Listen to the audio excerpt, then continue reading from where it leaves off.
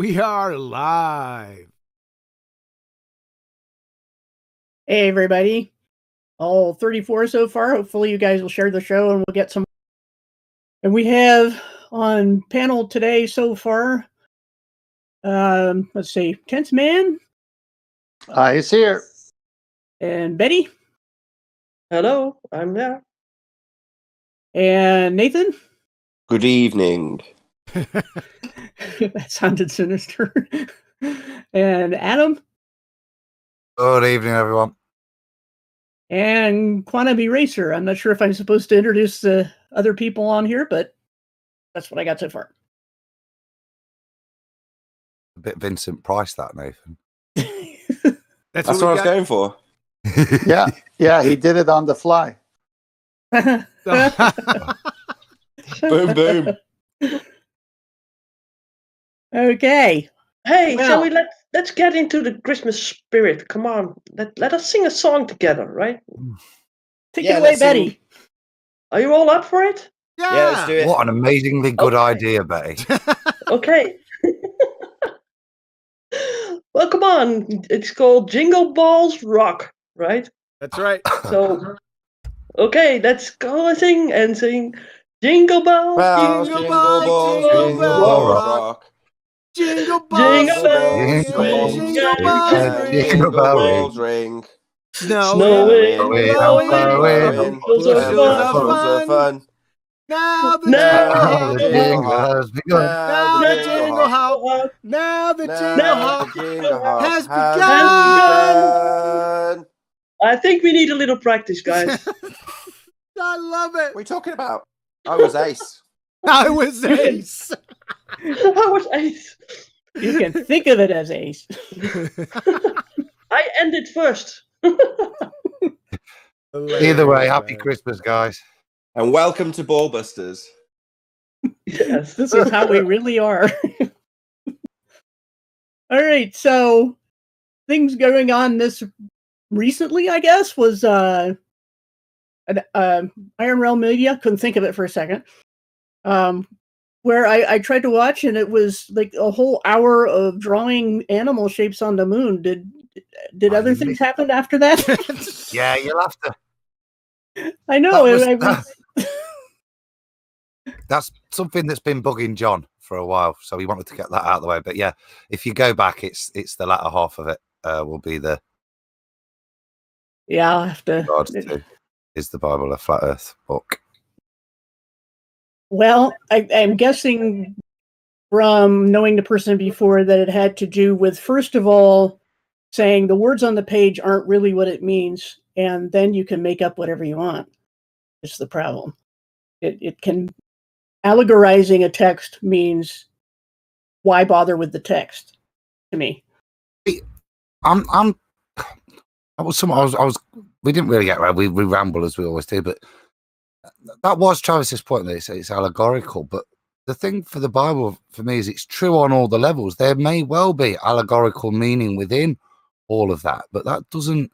The thing with the Bible is it doesn't mean the setting in which it provides additional allegory is incorrect. For me, the Bible kind of proves itself to be correct in many levels. Right. That's not. Yeah. Go ahead, sorry.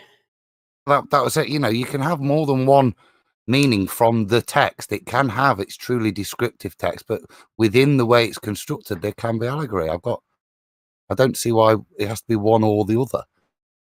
Well, the thing is, it's all. I'm going to get into this on the Tuesday shows, but a text is only allegory if it says it is. If it's written as such, and there are allegories in the Bible, there are all sorts of figures of speech and genre, but the problem is when things that are written as historical record or a teaching on, specific things like do this, don't do that, we can't allegorize those because we don't have any basis for that. But that's a whole topic of its own, which, like I said, I'm going to present how I look at it.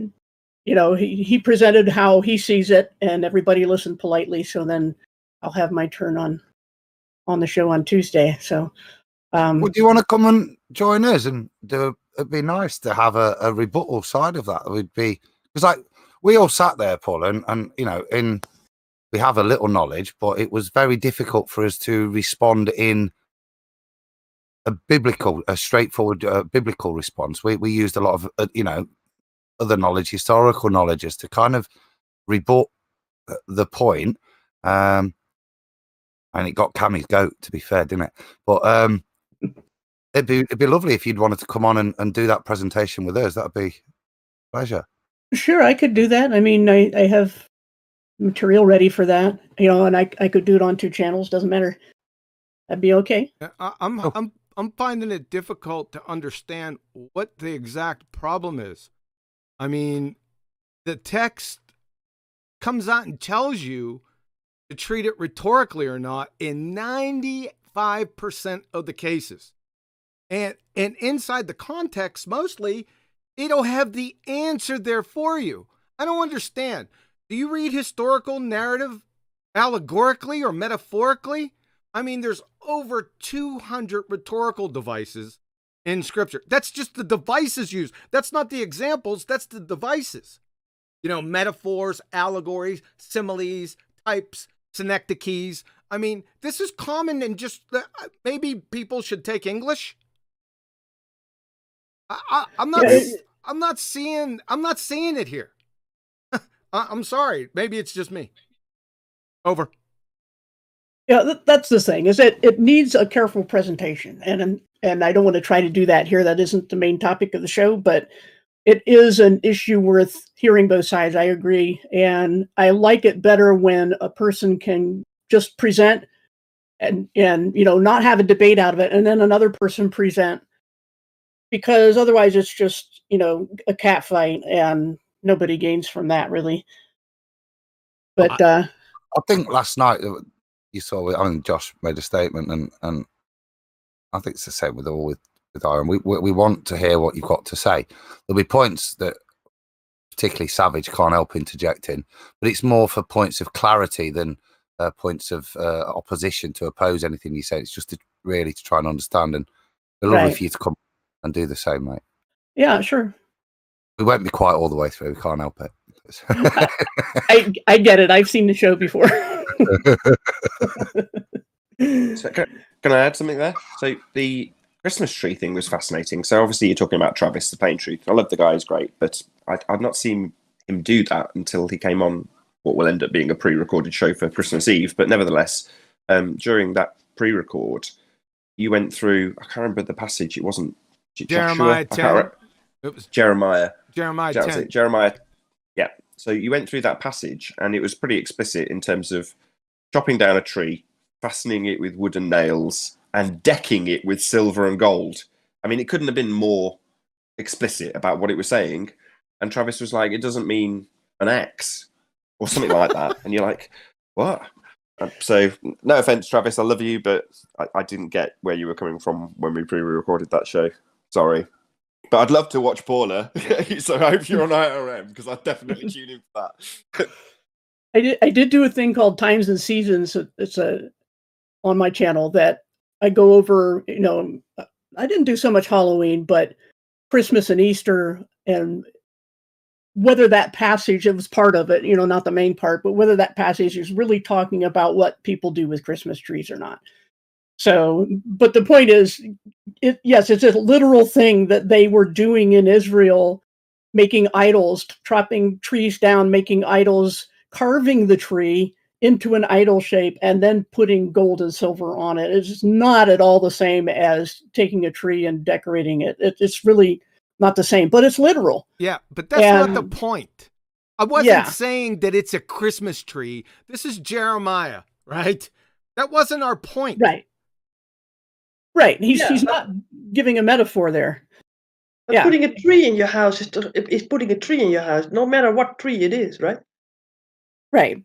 But like I said, there's things to consider, and in reading comprehension in general is the real underlying problem of how much latitude do you get from a text, any given text. That's the real crux of the issue, I think. Oh, can I just add one more thing? Talking about reading comprehension. I shouted this out on one of my shows, actually, Paula, but I'm hoping we must arrange this at some point. So I should drop you in it while we're live. But I'd love for you to talk to me on my show about Mandela effect, because it's been one of my pet peeves ever since coming to the subject of flat Earth. It was sort of strapped on as a side subject when I first got here. That's like 5 years ago, and it's never gone away. And it always bugs me because there's so much nonsense in it. And I saw you were doing it, and I thought, well, there's no way Paula's going to buy into the same sort of level of nonsense. She'll have analysed it, and you did. And go and watch it. If you're watching this now, go and watch, not immediately, but go and check out Bible Literalist channel and her video on the Mandela effect. It is exceptional, just perfect in every detail. It's just excellent. So yeah, I'd love to have you on to talk about that. I know you're in demand at the moment, Paula. Who'd have thunk it, and not for bad reasons. Are you That's trying to surprising. steal her away from John here? I mean, what's going on? Well, they always like some intro chit chat, so that's what we did. But they're stealing you away for their shows. It's yeah. It's okay. We eat our own. It was We more. need to It was share. more It's Christmas booking. time. We need to booking share. promote Okay, yours, so. guys. So anyway, I guess enough of that. And I'd be happy to do that. Cool. Take it away, John. Take it away. Please take it away. Please. Yeah, Bozo talk. Bozo talk. Yeah. So we're going to discuss the video that was done sometime in the beginning of September. And I think it was the beginning of, was it the Global Eye Tour? Hello? I think it was, or Right. somewhere in it. Yeah. Right. Yes, right. it was. And we have what I affectionately call frickin' frack right here. Now, what I'm trying to say is, if these purported science graduates, she purportedly has a degree in quantum mechanics. I didn't get the degree for Barney. Oh, by the way, I call him Barney, and I call her the quantum mechanics girl, along with some other things. We'll get to that here in a few minutes. But these individuals are from academia. And if they haven't recently graduated, they're still in it. So if this is the case, after you watch this absolute debacle, I mean, if you think Pseudo McWestian 2-Space was train wreck, you ain't seen anything yet. Hold on to your hats. But if these quote unquote science academia elite are getting this so wrong, then I don't know what the case is for the average rank and file globetards. I mean, you guys are in bad shape. And it's going to come screaming out at you here over the next 10 minutes. So we're going to go through this. There's going to be somewhere around 15 stops, right? And we'll just let them bury themselves. So, are we ready? Yeah, we've been joined by Chocolate Saying and Anthony. Yay! Oh, yay! All right. Hello. Yo. Do you two just bottle it because of the song? Actually, I was thinking of not joining because of the song. Coward. I like the song. I'm not being associated with people that can't sing. I can't sing neither, so I was thinking of not joining. But Oh, you could be associated then. okay. But, Then. I think them two should have to do it on their own personally. But Yes, do it now. Yeah, No. do it. Chocolate, ready. 1, 2, 3. Jingle balls, jingle balls, jingle No, balls. don't do it, don't rock. do Jingle bells rock. What the? Did I miss Jingle that? bells swing and jingle Did I- bells ring. Oh no! I'll be on Come move. on, 84, Chocolate. 84 watching, 83 watching, 81 watching. Oh, come on. Hey, Chocolate, sing. No, I'm not singing. You got the voice of an angel, mate, or is it as bad as our lots? Because we were like a cat's chorus. Catch Why? chorus. What are you trying to get me to sing? Jingle balls? I'm Do it. good. Right, as we've got Anthony here, though, I know you've literally just started doing this presentation, but maybe Anthony, if you could give us 30 seconds about your interaction here. Yes, please. I just wish that the ballers would interact with us the way that these people would, rightly or wrongly. They spoke with decorum. They thought they were right. We disagreed properly. There was a proper conversation, and that's the way it should be. I just wish we could do it more like that on the show, because we can make progress when we have disagreements like this. I suppose in one way, I'm giving them a big compliment, because I thought that they behaved themselves pretty well, to be honest. I'm done. Where was this at, Anthony? Maybe some of the pedigree information? It was Liverpool City Centre on the Globe Lite tour. The home of the Beatles, obviously. Obviously. Perfect. Thank you, Anthony. Yeah. All right, we ready? Let's go. Please, if you're not speaking, go on mute. And we're ready to roll. Here we go. Newton also has another equation which explains quantum mechanics, and he still uses gravity in it. Newton didn't know about gravity back in the day. He specifically Newton said came up with gravity. Newton dropped the It's Newton and ball. Hubble. He came with Air Force to the MTH. Newton wrote in his letters to David Bentley, he said, "Do not ascribe gravity to me." Literally said, "I don't want anything to do with it." And 100 years later, gravity He didn't want was anything to do with it, but so for him to not want anything to do with it, he must have known about it, which you just said he didn't know. He came up with the equation of F equals ma. He came up with the equation equals Are you familiar with the Cavendish experiment? Yes. Right. What do you think the Cavendish experiment proves? Nothing. Nothing. No. Okay. No experiment proves everything. What was the Cavendish? There's nothing. No experiment ever definitively proves anything. What it does is it provides more evidence. Every experiment. All right, folks. Now listen, it's not only the most important things are what they say, obviously, but I want you to pay attention to how they're acting and the nonverbal cues they're giving Anthony and each other. So just keep that in mind. That's why I'm playing the video. So let's start off here.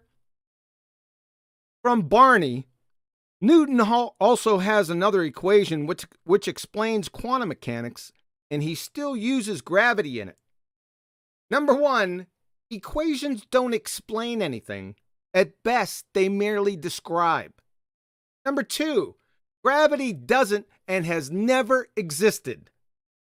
Number three, how did Newton come up with an equation to explain quantum mechanics when Newton died in 1727 and quantum mechanics was birthed in 1925?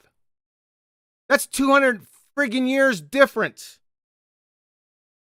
What are they, playing with a little necromancy here? Number four, I noted you never showed this equation. I know why, because you just made it up. Number five, quantum mechanics has pummeled Newtonian mechanics into the incoherent oblivion. From the chair of physics at Yale, Professor Shankar. All right, so today we're going to shoot down Newtonian mechanics and Maxwell's theory. We're like the pressed. We build somebody up only to destroy them. From Lapquicks, experimental non-classicality of an indivisible quantum system. From Nature, our results illustrate a deep incompatibility between quantum mechanics and classical mechanics, or classical physics. Same thing, both equal Newtonian mechanics that cannot in any way result from entanglement. So you're screwed. Quantum mechanics girl. Newton dropped the leaf. What? Brady throw the ball fly? Or Franklin kite the lightning strike? My word. Newton dropped the leaf fall. He, that is Newton, came up with the equation F equal ma. Yeah, and he was wrong. From Richard Feynman, all we need is this part right here. Even though the law F equal ma is false, right? So your appeal here is debunked. I mean, Richard Feynman says it straight up right here. He goes further. Richard Feynman in Electron Quantum Electrodynamics. Listen closely. The discovery of quantum mechanics first, and then in the behavior of light, and then in the behavior of matter, finally culminating in 1926 with a full equation of quantum mechanics, which told us the laws of motion of Newton were not right. Let me say that again. The laws of motion of Newton were not right and had to be modified with other laws, which are quantum laws of motion. The quantum mechanics girl. No experiment proves anything. What it does is provide more evidence. Really. From Kristen McClellan, The Nature of Science and the Scientific Method. Let's get her question, or let's get her claim up here. Quantum mechanics girl. Once the hypothesis has been established, it is time to test it. The process of experimentation is what sets science apart from other disciplines, and it leads to discoveries every day. An experiment is designed to prove or disprove the hypothesis. If your prediction is correct, you will not be able to reject the hypothesis. So your first claim is obviously wrong. Your second claim, what it does is provide more evidence. So there's a difference between proof and evidence, you say. That's interesting. Proof is evidence. From Oxford Dictionaries. Proof. Evidence. It's the first word right out of the gate. Evidence or argument establishing a fact or truth of a statement. From Merriam-Webster, evidence, an outward sign, indication, something that furnishes proof. From Collins Dictionary, prove, to test by experiment. You couldn't be more wrong. Proof synonyms, confirmation, evidence, validation. Take a look at this. University of Rochester Physics Department. A scientific theory represents a hypothesis or group of related hypotheses which has been confirmed. You see the confirmation up here? That is proved through repeated experimental tests. See how it reads through? Even from their alma mater wiki, an experiment is a procedure carried out to support, refute, or validate, you see validation up here? Or prove a hypothesis. Ergo, experiments prove or disprove hypotheses. Scientists using the scientific method, because you said that science doesn't prove anything. Scientists using the scientific method have proven, number one, water boils at 212 degrees Fahrenheit, 100 degrees Celsius at sea level, 1 atmosphere of pressure, that's 101.325 kilopascals or 14.7 psi. Number two, combustion is a result of oxidation reactions. Number three, information is only caused by intelligent agency. Number four, lack of insulin with type 1 diabetes patients results in ketoacidosis or DKA. Number five, lack of vitamin C intake in humans results in scurvy. Number six, knowledge or the existence of the witch path information collapses the wave function. Number seven, the rapid motion and collision of molecules with the walls of the container causes gas pressure. Number eight, magnetism is caused by the motion of electric charge.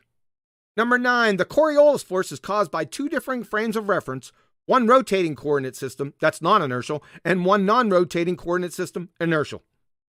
Number 10, gluconeogenesis results in the production of glucose from specific non-carbohydrate precursors. These are absolutely true, proven, inviolable, never to be falsified. Questions, comments? The first thing that stands out in my mind is this is just another proof, pun intended, that when people say they get very bent out of shape that if you disagree with the current science, but if it doesn't prove anything, then why do they get so upset? You know, they show in every other way that they believe it proves something because they think you're an idiot if you don't agree. Therefore, you know, even for her to say that it doesn't prove anything, the next logical question for me is, okay, then why do you get so upset if somebody disagrees with science? Why is it, you know, that people are mocked for not accepting it? Interesting she did it with the Cavendish as well, where at some level she must appreciate that it proves nothing.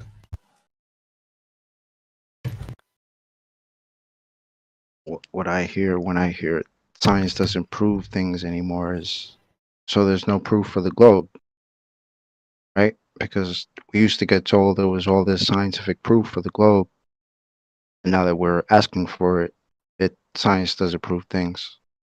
So, yeah. I'll have my little. Sorry, Anthony. Go on. I was just going to say I want to add my little spiel to that, which is to say, back in 2015, science proves the globe. Now, 2019, science doesn't prove anything. In reality, pseudoscience, not science, back in 2015, was presumed by globeheads to prove the globe. Now we're in 2019. Pseudoscience doesn't prove anything. So when globeheads say science, or in this case, when you hear these two saying science, there's a good chance they don't mean pseudoscience. They actually mean, they don't mean science. They actually mean pseudoscience. Just 2 quick points. When I was actually doing this discussion with these guys, the things that you're talking about right now, John, were flicking through my mind whilst we were having the conversation. So the parallels that you're bringing right now, you could basically credit yourself for me remembering the stuff that I was using against them, because literally they said, when they said about science doesn't prove anything. She said science doesn't prove anything, and I said, well, it proves either your hypothesis or your null hypothesis, right? One of them's true. This is going back to exactly the thing that you're talking about right now. I had this stuff flicking through my eyeballs, the back of my eyeballs, and I was just regurgitating it back to them. And I even used one of your examples about water boiling, because they can't argue against it. They will argue against it, but they can't argue against it because it does prove something, and they just don't like it. So they kind of bait and switch almost in one sense. They tell you one thing and then do the other. And when it suits them, science proves things. And then when it doesn't suit them, they say, well, it's the best known thing that we've got. And there was another thing. Oh, yeah, she absolutely knows that the Cavendish experiment doesn't prove anything. Because when I brought it up, she was basically, it was right after when she said science doesn't prove something. And I said, well, what does the Cavendish experiment prove? And she said, nothing. And I was like, really? I was like, that's music to my ears. But yeah, if you want to get involved in street debate or street discussion, these are the topics that you're talking about right now that were going through my mind. And it's how I got such a positive result out of this. And credit where it's due, I guess. But these are the things to remember if you're thinking of doing activism on the streets, because they do get themselves tied up in knots with this kind of stuff. And it's glorious from our perspective, because you shouldn't be getting cornered by flat earthers, but this is how you corner them. I'm done. It's funny. She said that immediately. It's like, what did this Cavendish prove? She was like, nothing. She didn't even hesitate. I was like, what? Okay, yeah, thanks. Great. That's great, man. Adam? Again, similar response, really. It's more, it's the prize at the first challenge to her thing, where you bring up such a foundational thing as she's been speaking about Newton and the likes, to bring up Cavendish, and her first way of dealing with it wasn't to defend, it was instantly to concede her authority, because it wasn't to defend the experiment, it was to downgrade what science does, as if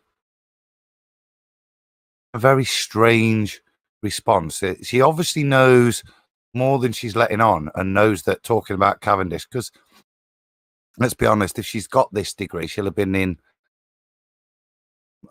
it will have been discussed, the nonsense that Cavendish is, once you get post-grad. It's only used at proofs at A-levels, isn't it? But I'm pretty sure academia is more than sufficient to appraise it themselves. And that, to me, was that there was a little tell there. She just reacted straight away to the thought of the Cavendish. And her reaction was to downgrade science, that no, it doesn't prove anything. I thought was interesting. Oh, you ain't seen anything. You ain't seen anything. Interestingly, just watch his response as well. I don't know whether it gets it into the clip, but when I say, well, what does Cavendish experiment prove then? And she says nothing.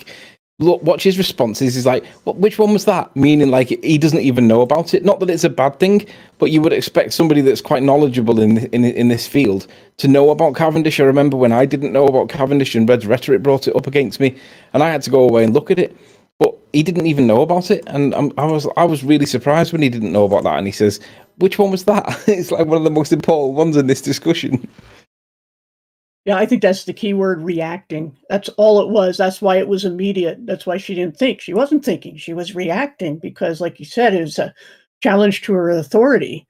And like a student, you know, everyone would be a student to her as far as she's concerned, or anyone else in that position would be concerned, and that it would be impertinent to have any sort of challenge. That's not what they're used to in the academic circles, is being challenged by anybody without the proper credentials. And I think they're more offended than actually thinking about what they're saying. Yeah, I think that's where Precisely. QE was saying watch their body language, because you can see it. She's put out at the fact that you're even questioning her authority in this regard. I think she either knew the Cavendish experiment and knows that it doesn't prove anything, or she knew that she didn't know how to argue it and that Tony was going to destroy her with it. So that's why she was just like, nothing. Nope. Doesn't prove anything. The thing is people in that level should have it on the tip of their tongue. They should be not having to consult a book over something that not simplistic, but basic. You know, she shouldn't have to think about it, but she didn't seem to know. Yeah. The other thing to remember is that these people are not expecting me to challenge them in anything other than like vulgar personal attack. They're expecting this to be, oh, how can a flat earther do anything here? Exactly. They're expecting an easy kill, and they didn't get it. Exactly. Should we move on? Yeah, we ready Yeah. to move? Yeah. Got one super chat to call out. Go ahead. Okay, so we have Alexander, and he says, "Keep destroying Ball Cartoon Earth," and then 3 thumbs up. So you got a fan here. Yes, sir. That's it. Okay. Ready to go? Yeah, go on. Yep. It proves either your null hypothesis or your alternative hypothesis. Do you agree with that? No.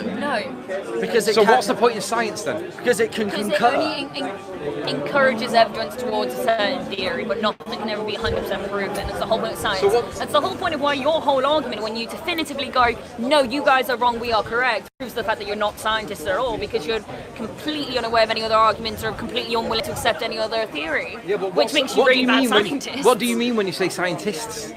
Because to me that means compliance with scientific method People by who the search definition. for the truth. No. People There's who a definition. investigate the laws of the universe.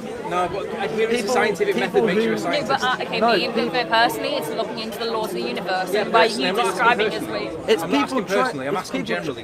What is it's- a scientist? someone who It's studies the laws of the universe. No, it's- somebody that adheres to scientific method, that's a scientist. It's someone someone who science. tries to disprove Anybody else but is they can't. anybody else is a Define theoretical. science.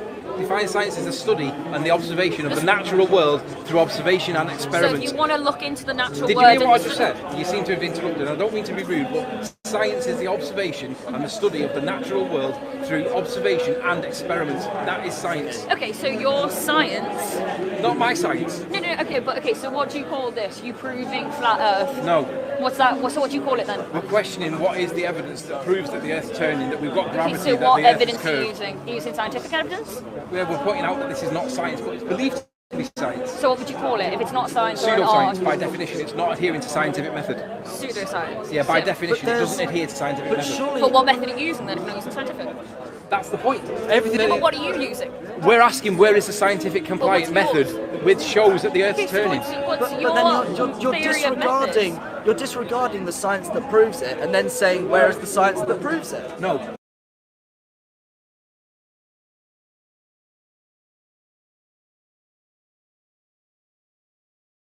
Okay, Anthony says every experiment either proves your null hypothesis or your alternative hypothesis.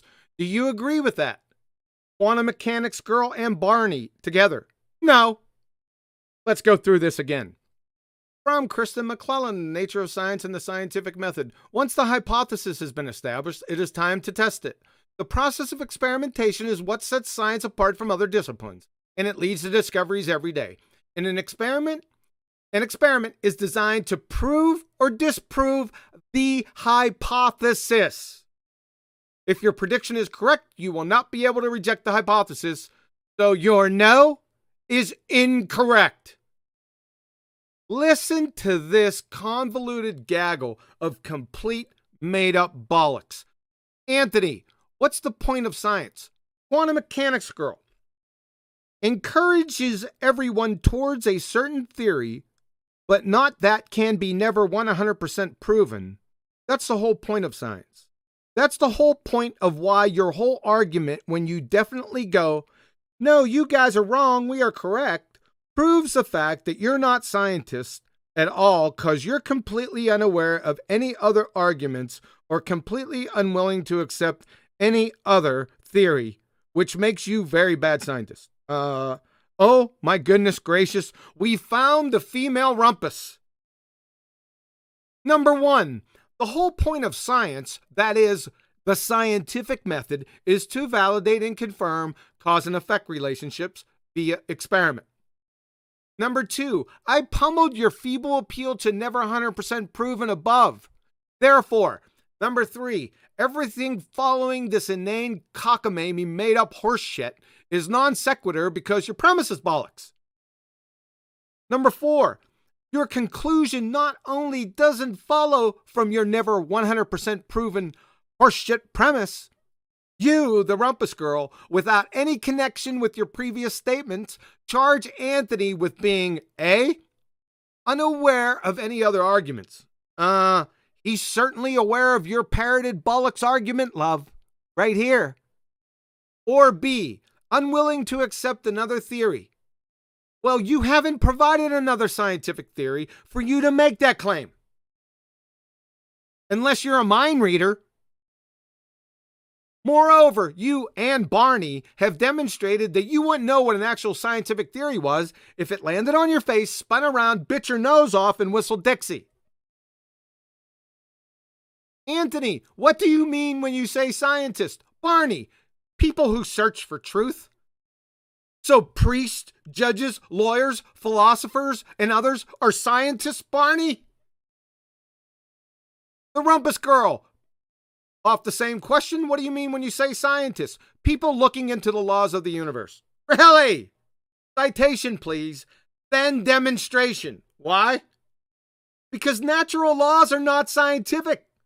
They never, ever, ever enter the scientific method. They just don't. They're what's and is's. The scientific method exclusively deals with the hows and the whys, the cause and effects. The rumpus girl, what do you call this, you proving flat earth? Anthony, no. The rumpus girl, so what do you call it then? Apparently you haven't been keeping up with current events, love. He's exposing you two bozos as certifiable Dunning-Kruger pretender clowns and bashing your fairy tale ball-tard spinning space monkey religion over the head with a spade shovel, then dragging it and you around by the short hairs. Okay? In case you're unaware, let me make you awares. Barney, but you're disregarding the science that proves it, then saying, where is the science that proves it? You clever guy, you. Okay, I'll play. What's the scientific evidence that proves it? You most assuredly have yet to provide a shred to this point. However, you and the rumpus girl have demonstrated a complete lack of any scientific understanding or acumen. Questions, comments? Did they say prove? There was so many contradictions and circular reasoning. How you managed to just find a starting point for your list, honestly. Just to be clear for the audience, when she says prove, like when she asked about, did you say prove? 2 minutes after being saying that science doesn't prove anything.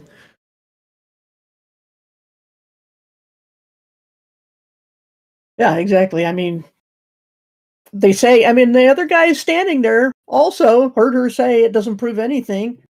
And then he asks for proof and says, you don't believe the science that proves it. Yeah. How do you make sense of that? I left that off my presentation because I wanted somebody else to get it. Thank you.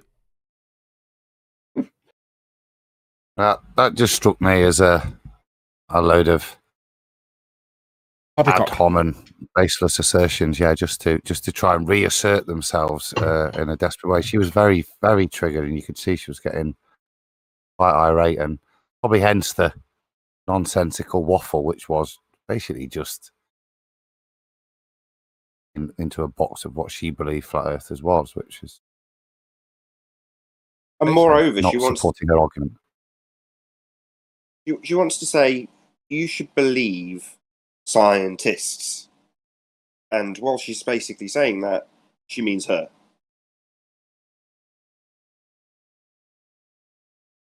Yeah, just believe. Exactly. I liked Barney's answer when he was asked. He said, "Well, people that look for truth." Thank you. Doesn't everyone look for truth? I mean, I isolated a few categories there, but I'd say that's a pretty damn weak answer. So are priests and philosophers scientists, Barney? According to you, they are. They're looking for truth. What a train wreck. You haven't seen anything yet, I'm just telling you. Can I shout out another super chat? Yes, you may. No, I might not. The host says yes.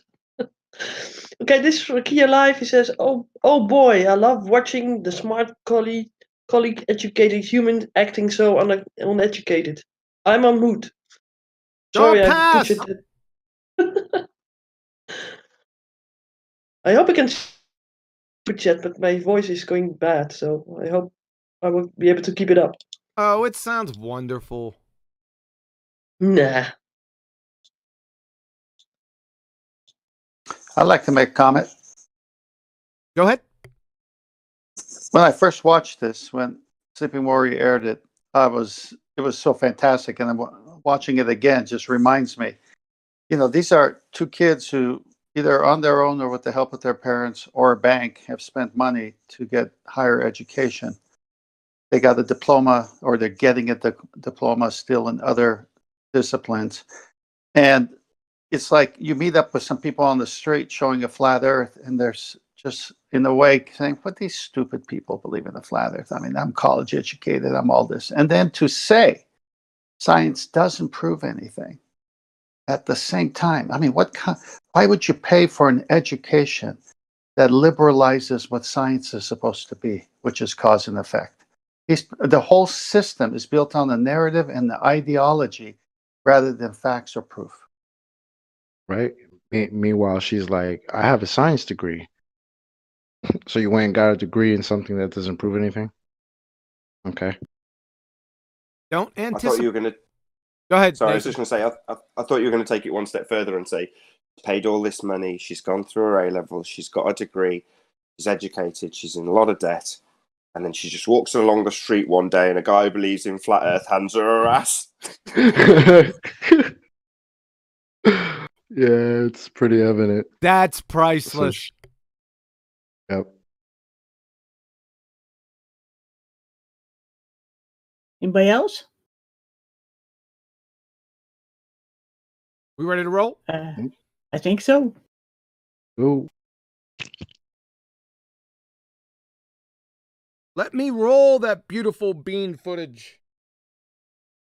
What science proves that the Earth turns? I mean, angular momentum. Right, so where does it get proven in science? What angular momentum? Yeah, They that the Earth by turns with angular experiments momentum. in labs, by using different equations, by The endlessly ISS testing. observing it? By, Observing the other planets who are spinning.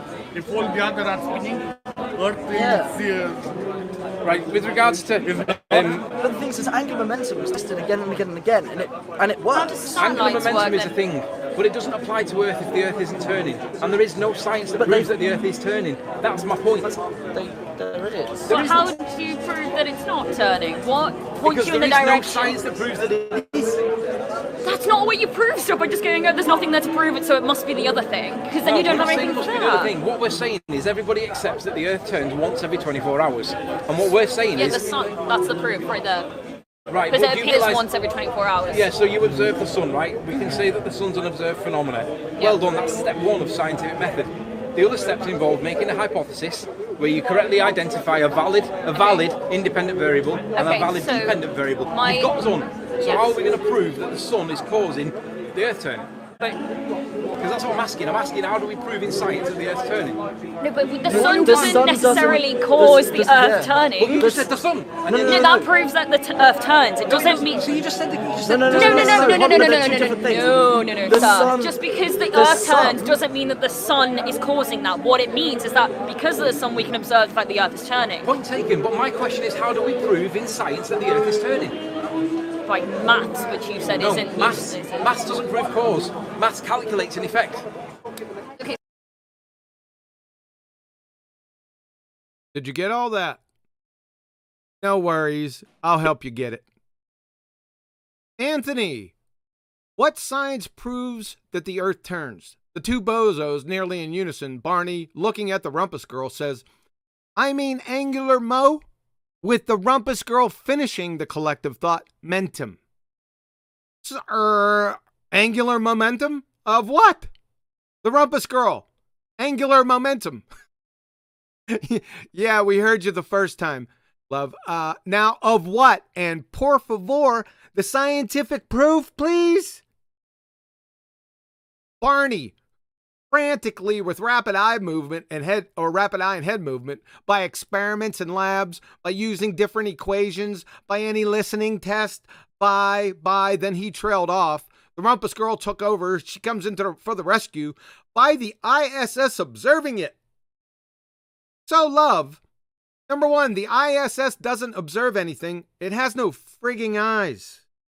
Number two, second law of thermodynamics violation, because the ISS is in Narnia. The rumpus girl then immediately and incoherently shifts the burden of proof fallacy by asking, how do satellites work then? Then unabashedly reveals, yet again, what a complete Mrs. Magoo retard she actually is. The rumpus girl. But how would you prove that it's not turning? Number one, shifting the burden of proof fallacy incoherently again. Number two, by the complete lack of evidence that it is turning. And this is number three. So you'd like us to disprove your fairy tale complete argument from ignorance fallacy? You're a clown. It is the acme of foolishness to even consider, much less attempt, to disprove complete arguments from ignorance fallacies, love. Do you find it scientific or logical to imagine or mindlessly parrot things, then have other people attempt to disprove your imaginings or parrotings before you give evidence of your imaginings or parrotings? Your appeal is tantamount to claiming that dark matter is created by invisible three-toed gnomes throwing pixie dust in a black hole behind the Crab Nebula, then requesting others to disprove it. Or, therefore, your claim is true. Ha! Scientifically validate your claims first, you half-wit dozy duffer, then I'll pummel them. Okay? Anthony, because there is no science that proves it is turning. Then the rumpus girl goes in for the kill with breathtaking sophistry. Number one, that's not the way you prove something. Number two, just going there's nothing to prove, so it must be the other thing. A, so you don't prove something by demonstrating via scientific evidence that is its case, love. B, you incredible pseudoscience window-licking doofus. Anthony never said or remotely implied that there was nothing there to prove. You just made it up. And C, I love this one.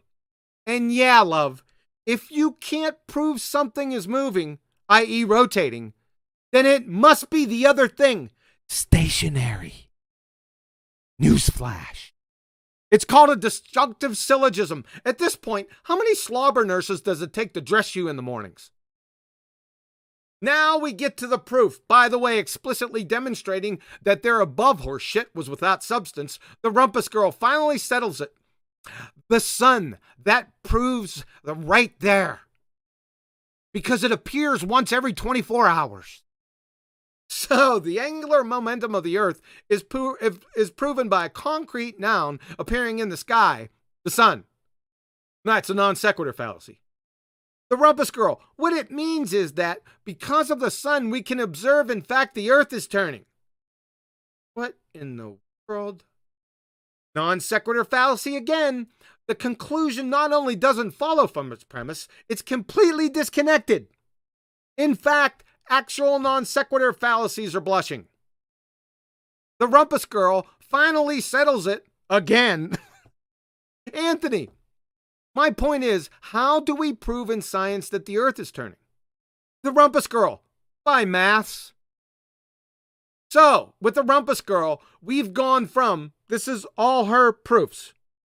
This is the reason why the earth's turning. Number 1, angular momentum. Number 2, ISS observing it. Number 3, how do satellites work? Number 4, how do we prove it's not turning? Number 5, the sun. Number 6 is her final answer, mass. I don't know, folks. I don't need to say anything here, do I? I'm not going to. Questions? Can I go first? Sure. So, perfect. This little section reminded me of another interaction between Sleeping Warrior and another man of claimed science, which was Conspiracy Cats. When put to task to have a discussion on this subject with Anthony, he was given all the questions in advance, told he was going to be asked about what science was going to be proving for his ball model, and he came back with exactly the same list of stuff. Maths and look at the ISS, pictures from space. Nothing scientific. If you're going to pepper your credibility by saying, I've got a degree in quantum mechanics, then you would expect that they would at least back up some of the things they use as proof, which I'll come on to in a second, with some of their scientific vernacular. Not pictures from the ISS. It's like, well, what's that got to do with you and your science acumen? Absolutely nothing. But the other thing I was going to say is, at the beginning, we're clarifying where Anthony is very smartly, what proof actually is, what science actually is. And here we are with her saying, proof, all over the time. And you're like, well, if you look at proof, doesn't it say to test by experiment? Isn't that one of the definitions of proof? But yeah, for her, proof's something completely alien, something that you can go to television programs for, nothing to do with what she studied. Shouldn't she be using her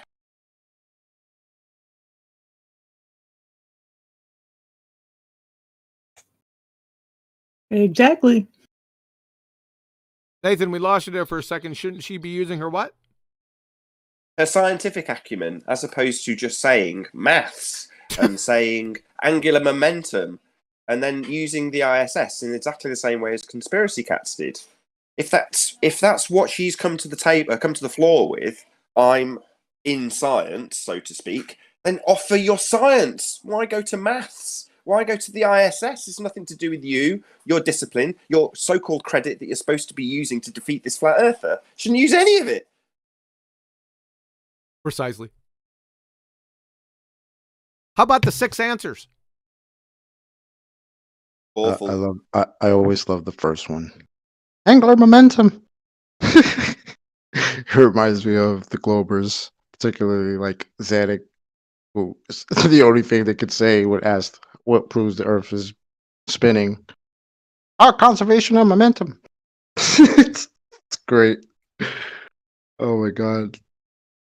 My favorite chocolate was, and I just went chuckle, was when she just said the sun. Because Right. you kind of knew what was coming, and you just thought, "Oh dear." Sun proves we're spinning. Reel her in, Riley. Okay.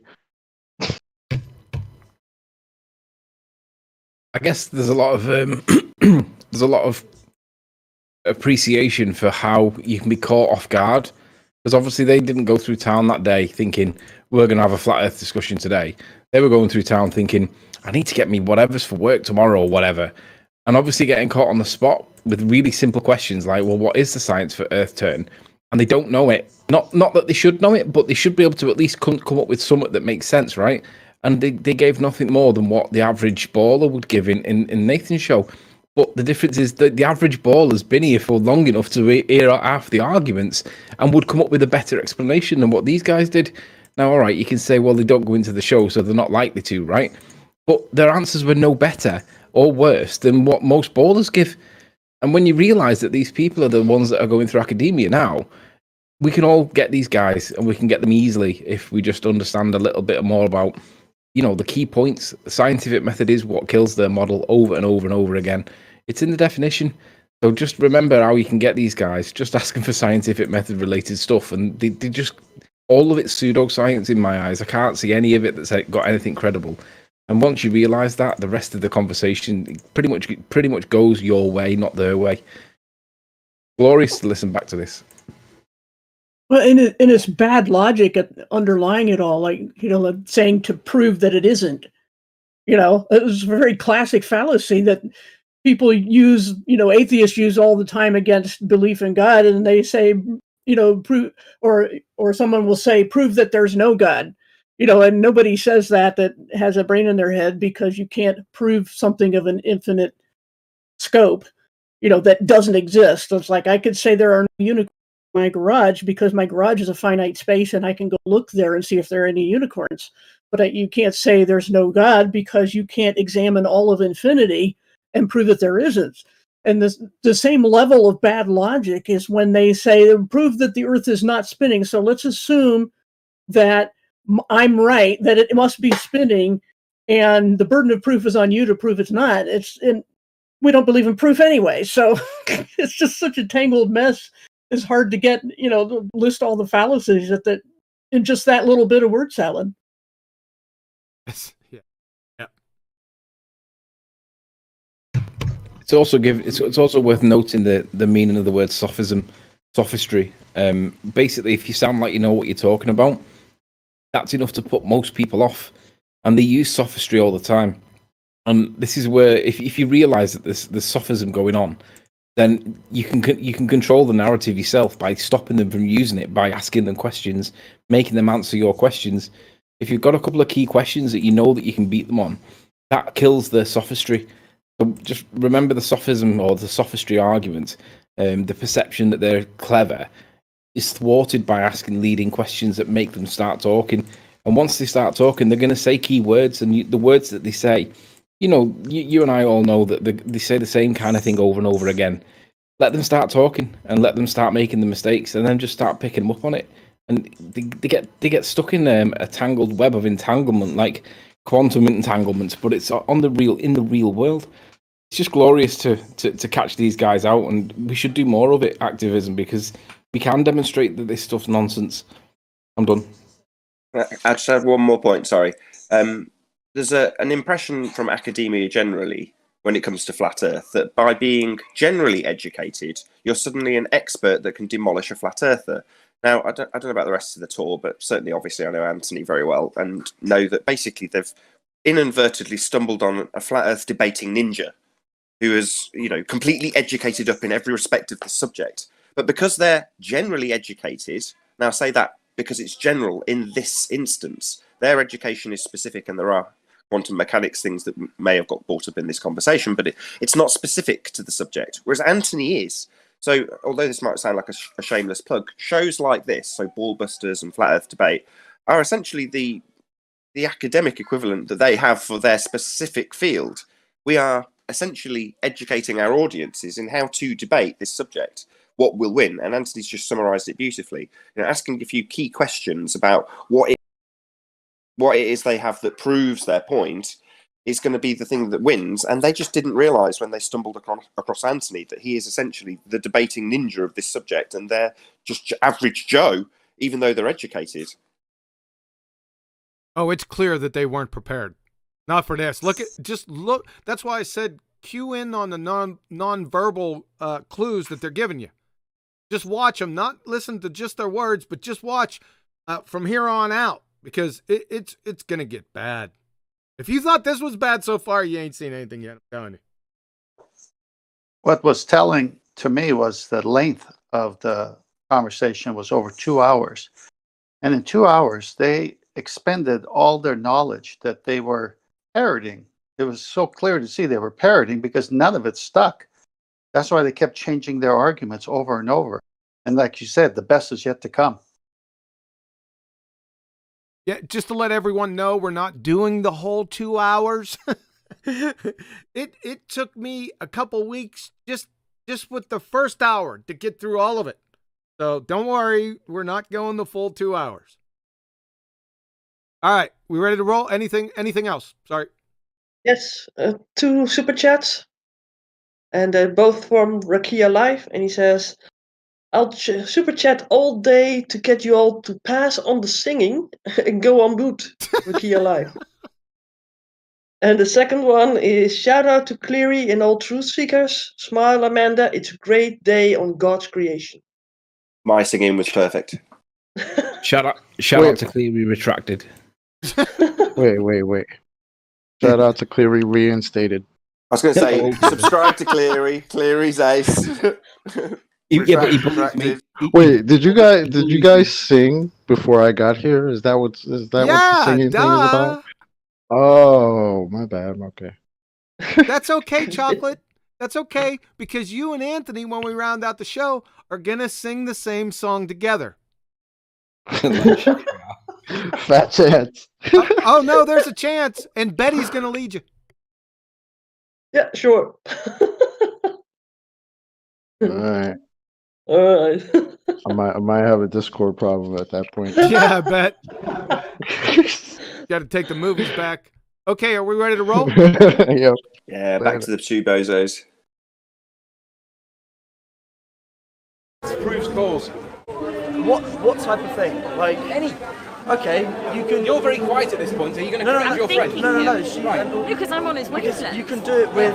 So okay, so if you're both on the same wavelength, give me one example where maths proves cause. It can prove the cause of the formation of black holes.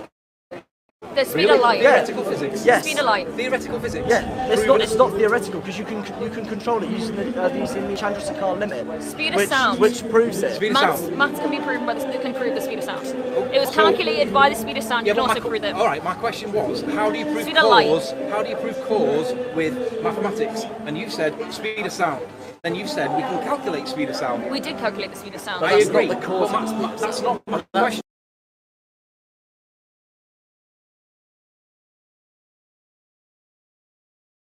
All right, Anthony, give me an example of where maths prove cause. Barney, it can prove the cause of the formation of black holes.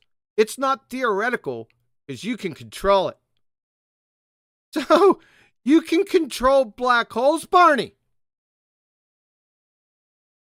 Barney, you can just use the Chandrasekhar limit, which proves it. Really, the Chandrasekhar limit from the universe today. The greatest mass a white dwarf star can have before it goes supernova is called the Chandrasekhar limit. Its value is approximately 1.4 sols, or 1.4 times the mass of our sun. So, when a white dwarf is 1.4 times the mass of our sun, Barney, then goes supernova, therefore maths cause a black hole? Please forgive me, but you need to be horse tranquilized, then force lobotomized. Immediately! You are quite possibly the stupidest person I've ever heard speak. As you were, wait one, the Rumpus Girl is coming to your rescue to save the day. The White Knight, the Rumpus Girl. First answer to the question, remember the question now. Give me an example of where maths prove cause. The Rumpus Girl, the speed of light. Second answer, the speed of sound.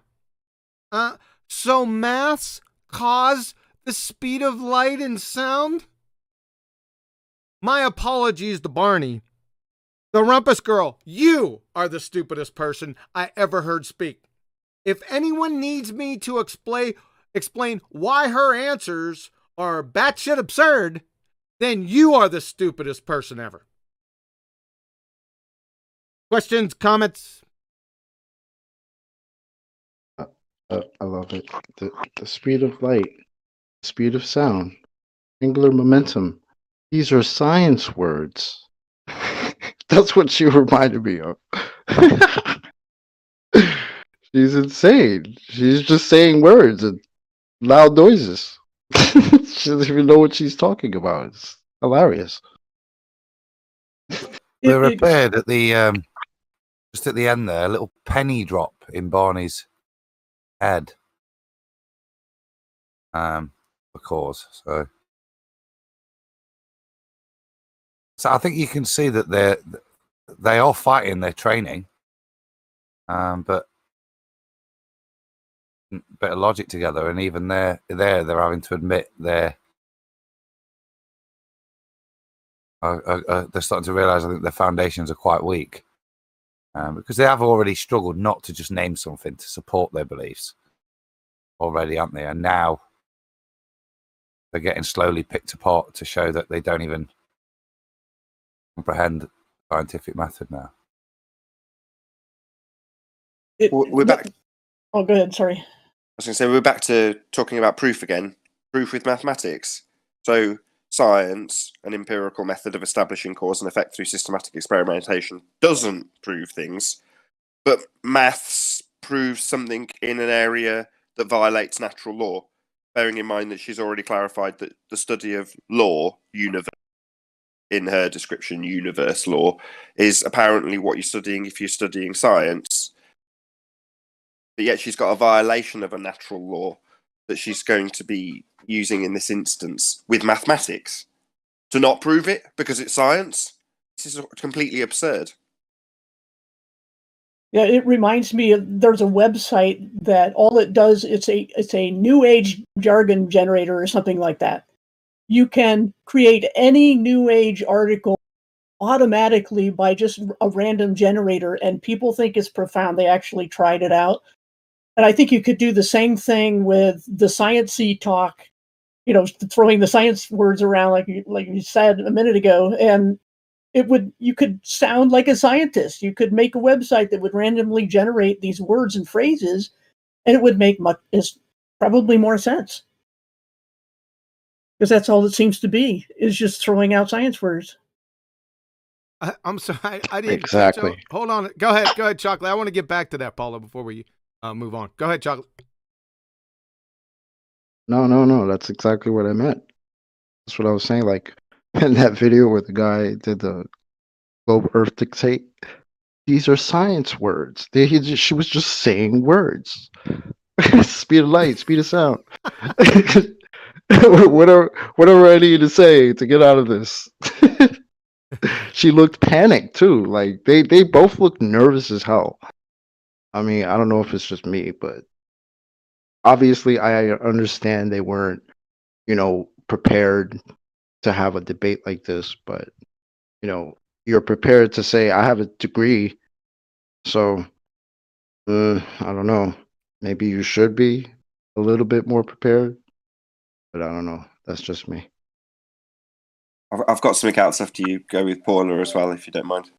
Yeah, I just caught a little bit of what Paula said. Sorry, I had to step away for 1 second. Paula, did you say that there's a website that you can go to and you just punch in words?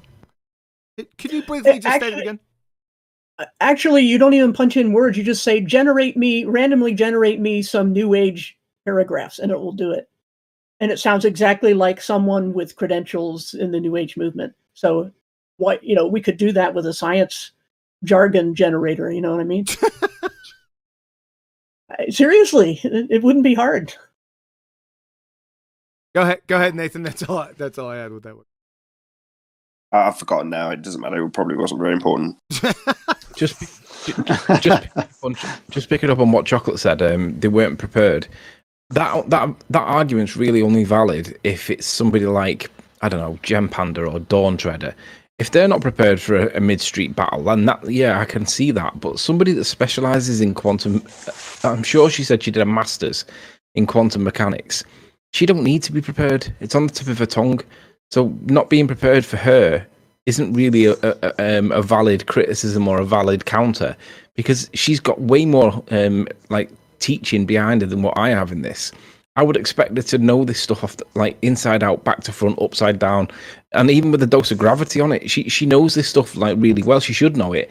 I don't think that it's fair to credit her with not being prepared when she's so highly trained.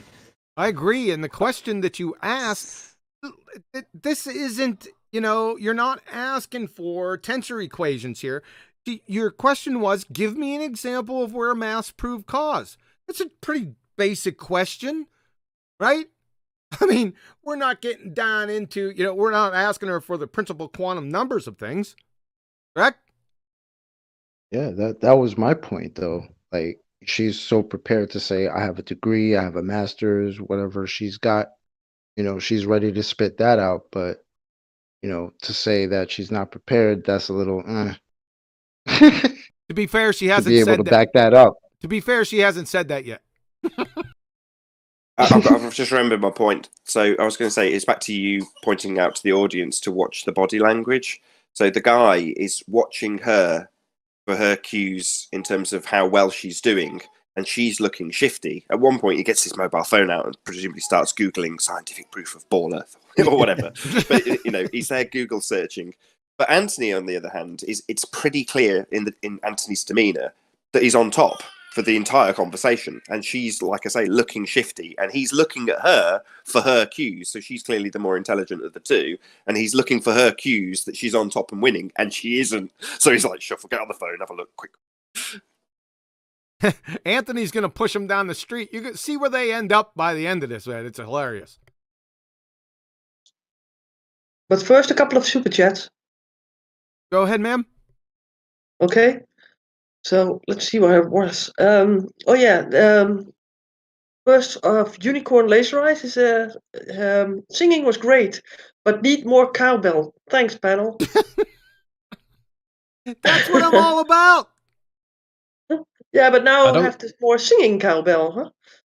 I don't think you get much more cowbell than this. This is like the epitome of cowbell. In the singing, Anthony. The singing. Well, we We went cowbell in the singing. Oh, right, Yeah. okay. And then Xiaoyan Cat says, shout out to Cleary, reinstated. And then Rakia Live says, shout out to Cleary, shout out getting reinstated. Every word in the Bible is tooth, Rakia Live. And then Xiaoyan Cat says, yeah, up above, truth instead of tooth. Whatever. They are correcting each other in super chats. That's good. Go. Anything else before that's hilarious. Anything else before we go forward? I think let's they go. want to do. Let us do the song at the end again. We are going Right? to do the song at the end again, specifically Okay. Chocolate and Anthony. Good. Moving on.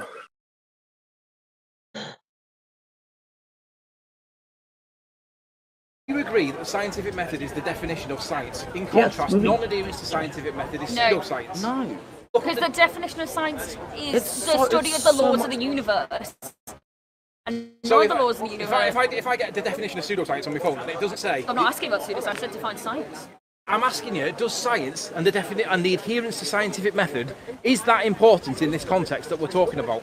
You have to adhere to scientific method, yes or no? Yes. Right, so... Because otherwise, how would you measure anything? Right, so agree.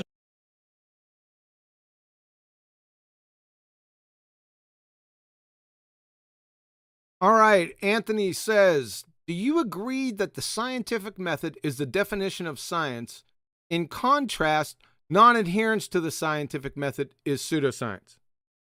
Both halfwits. No. The Rumpus Girl. The Rumpus Girl. Because the definition of science is the study of the laws of the universe. From Michael Crichton, testimony before the U.S. Senate Committee in September 2005. Science is nothing more than a method of inquiry. Newsflash, it's the scientific method. Natural laws, again, never, ever enter the scientific method. They have nothing whatsoever to do with science. Anthony, you have to adhere to the scientific method, yes or no? Barney, yep. Then you just contradicted yourself above and the Rumpus Girls no and natural laws answer above. Thank you, Barney. Appreciate it. The Rumpus Girl, because otherwise, how would you measure anything? You don't need the scientific method to measure something. You half a dipshit. My 13-year-old can measure a bread box, closet, bedpost, Pappy's wooden leg with a mere yardstick. Are you saying the scientific method is a yardstick? You sure you're not blonde? Also, a carpenters measure all day long. Are they scientists? Even more bewilderingly inane, if you can believe it. How could because otherwise spew out of that incoherent pie hole of yours when you just said no to Anthony's question, is the scientific method science? I mean, I'm almost at a loss for words here to even come up with some type of response to this. Comments, questions? Yeah, the blonde remark was a bit much. Sorry.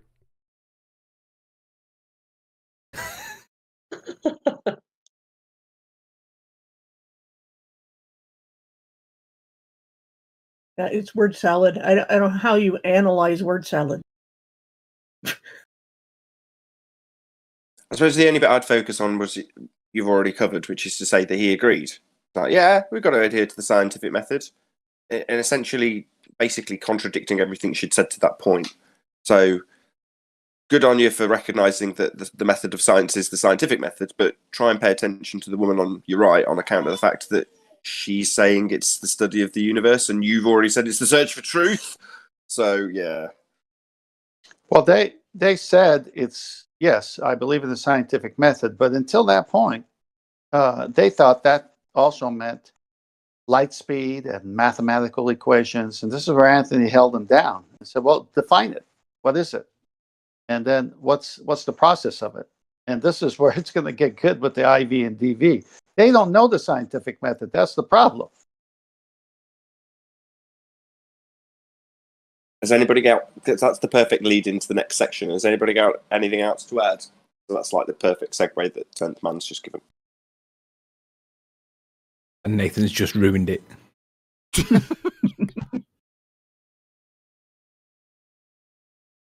All right, here we go. Any quantum mechanics equation that you've ever done it's done by mathematical proof. And that's why quantum mechanics is a really highly debated topic. In F equals and it MA, reflects Newtonian principle for gravity as well. But what if it's so highly debatable? How come it's changed completely, apparently, according to you, taken over Newtonian mechanics? It's so highly debatable. Quantum mechanics. No, it's replaced gravitational calculations in masses underneath the value of an atom. Yeah. Not anything greater than the atom. That's still used for Newtonian mechanics, so it hasn't overtaken So do the laws it of completely. quantum mechanics not apply to the rest of the world at the macro level, or do they still pervade? No, not at the macro level. The macro level still use Newtonian mechanics. Only at the nano level would it be used for quantum. So the answer to my question is no. You say quantum mechanics doesn't apply at the macro level. Depending on the equation. No, not depending on the equation. No, but it is. It's an experiment. No, but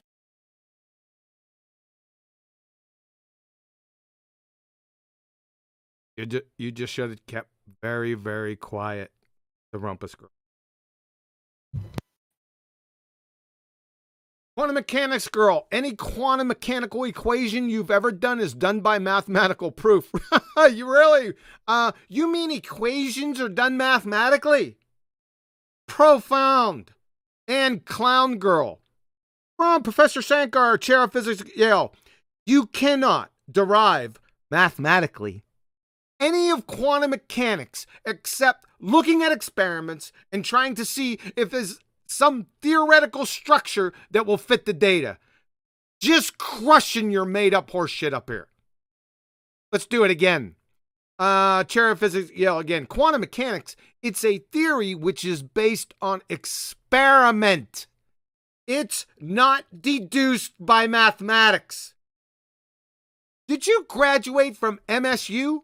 That's Making Shit Up University, or MMU, Mrs. Magoo U?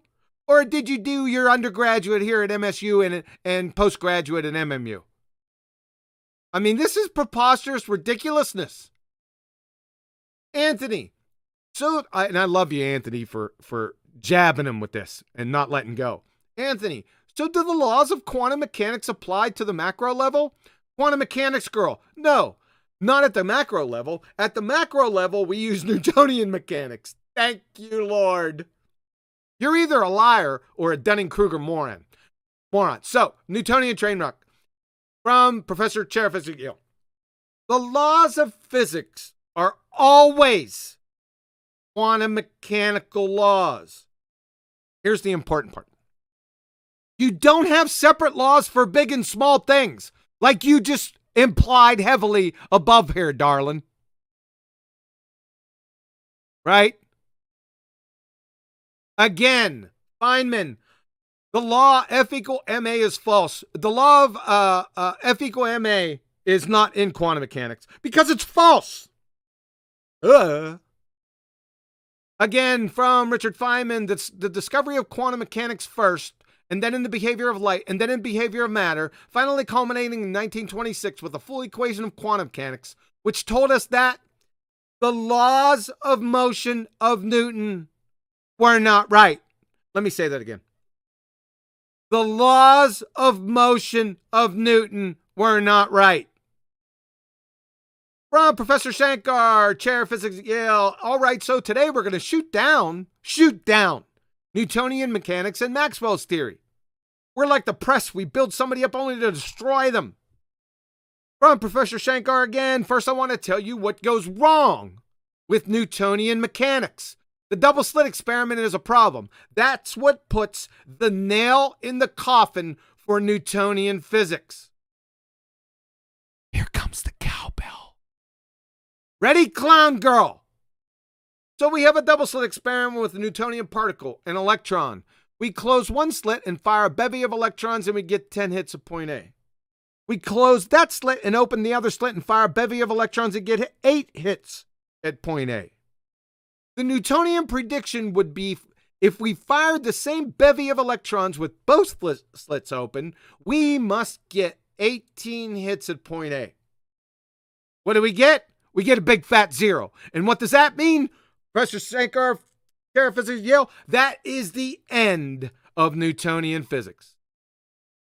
So, in relation to Newtonian or classical mechanics, what does shoot down, the nail in the coffin, destroy, that is the end of, and the laws of motion of Newton were not right actually mean?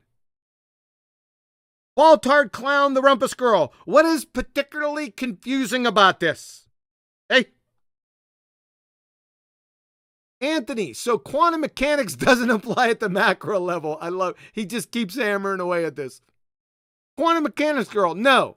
It depends on the equation. This is full-on retard, folks. So no, but it depends.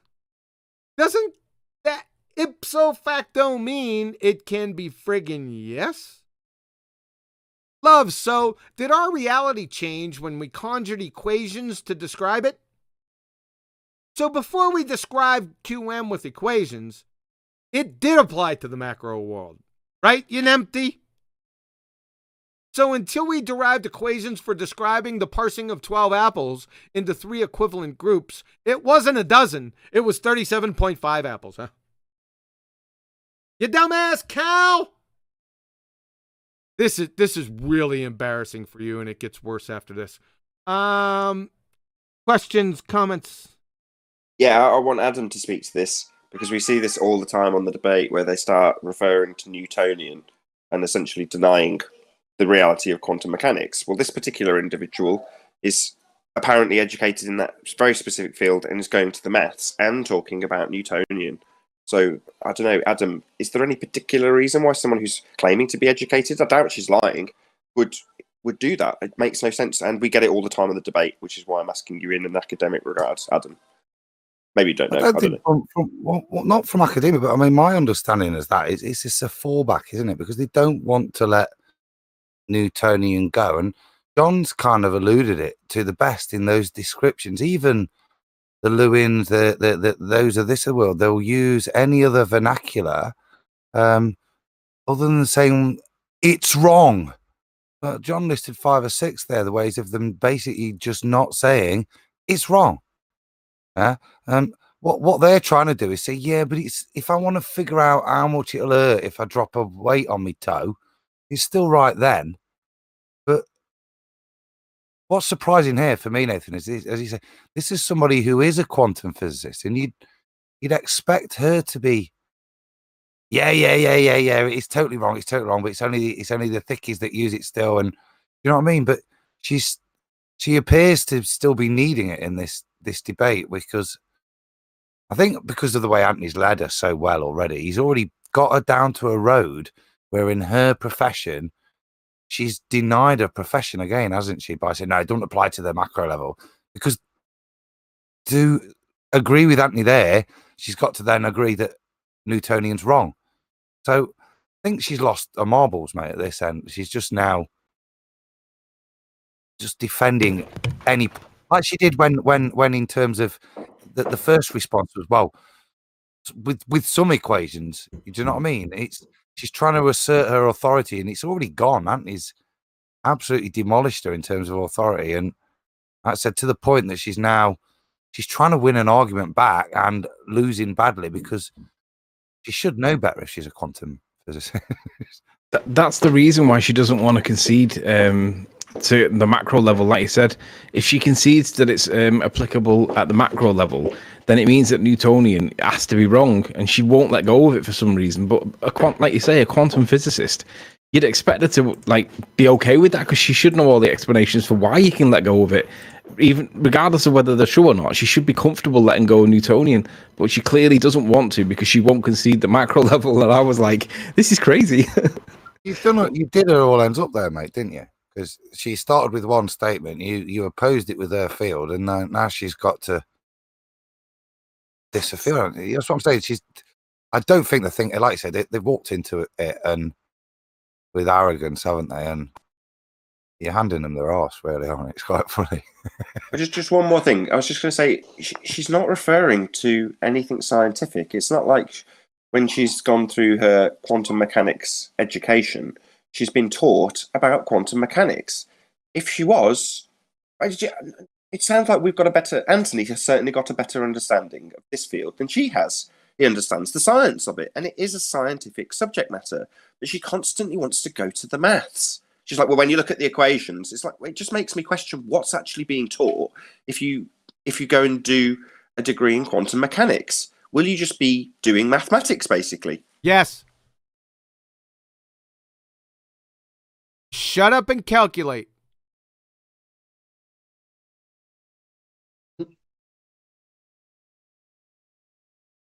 Anything else? Yeah. What I see is they want us, without questioning, believe that they're objective.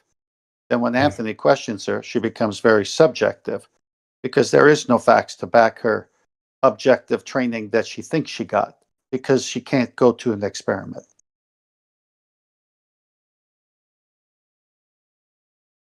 I got the feeling that she had a genuine disdain for me challenging her. It was almost like, how dare you challenge me? I am a scientist. Oh yeah, and that comes. Oh yeah, it was palpable. That comes. Yeah, that comes with that perception that's like the education that we all get is the absolute top notch. Yet you've just been schooled by somebody that's questioning the shape of the Earth. Come on, this isn't good for science. If flat earthers can corner you guys convincingly and show that you're not necessarily as strong as what you think you are, because flat earthers shouldn't be able to do this if it's so stupid, right? But we've refined our arguments over a long period of time, and yeah, sure, we've made mistakes along the way, and I'm always going to make mistakes because I'm not a human bibliography, right?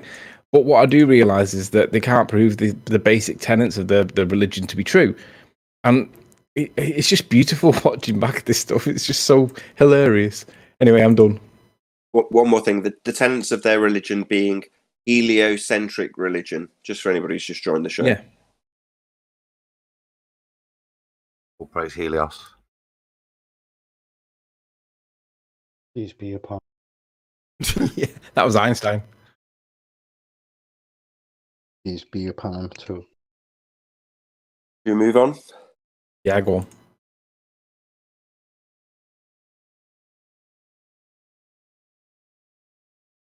The one is superior No, to the other. They're both just used don't- in contingency with each Yeah. other. Because that's the only way it works. They only work, and it's why, De Broglie's hypothesis was so influential, because it was the first thing that linked quantum to Newtonian mechanics using Planck's constant. And that was the first moment people went, oh shit, these two could actually be related. These two are fundamentally the same principles of the laws of the universe at work. They just explain things in a slightly different way. So are you Thank you. So, Barney the Bozo is starting to step into the quantum mechanics girl's realm, right? Let's see how that's going to turn out for him. Not going to turn out too well for her either. The two bozos, more or less in unison, agreeing with each other. It's not that one is superior to the other. That is quantum mechanics and Newtonian mechanics. They are both used in contingency with the other because that's the only way it works. Really? Go back over this again. Lap Quicks in 2011 from Nature, experimental non-classicality of an indivisible quantum system. Our results illustrate a deep incompatibility between quantum mechanics and classical physics. That's read Newtonian mechanics that cannot in any way result from entanglement. So they're saying that they're used together, but the actual literature and the real scientists are saying, nope, there's a deep incompatibility between them.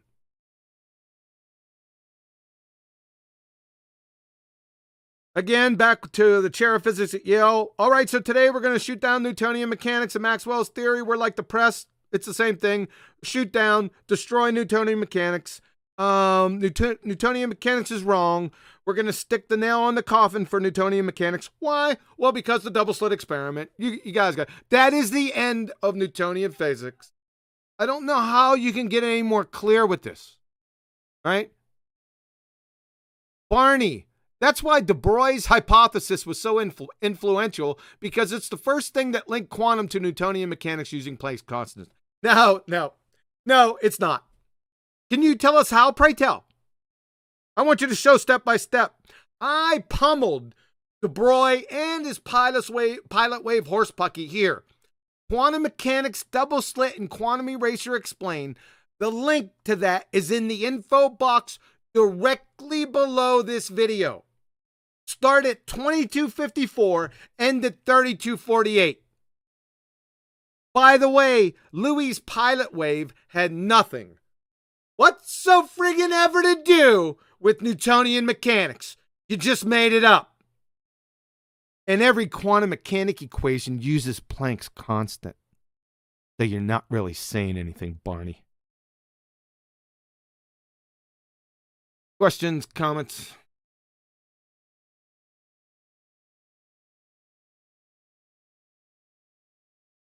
Just for those that are wondering, they never got back in touch with me afterwards, even though I did, like, numerous times. I did ask for them to contact me afterwards so that we could reconvene.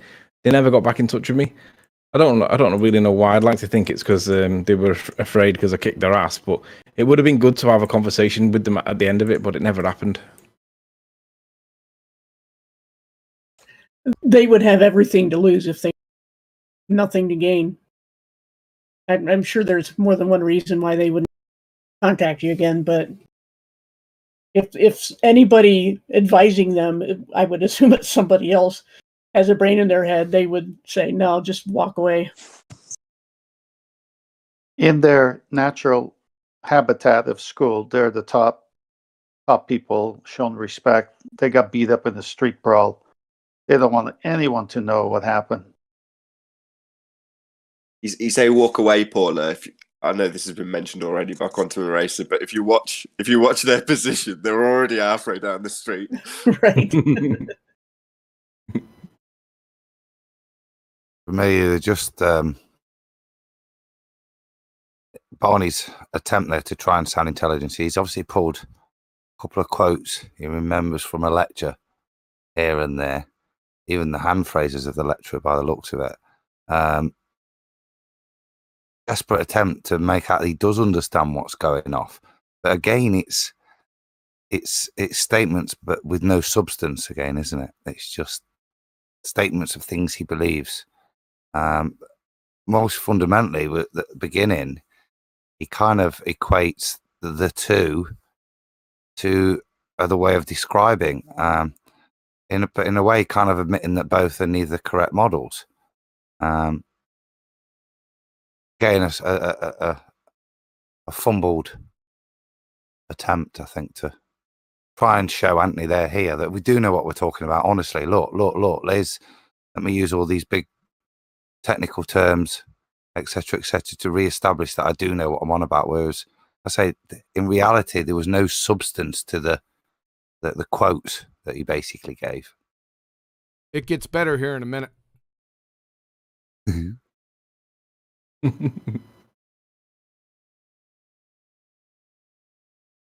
I guess it's time to go for the next minute. Hey, do we want to roll? Yeah. Anything else? Yep.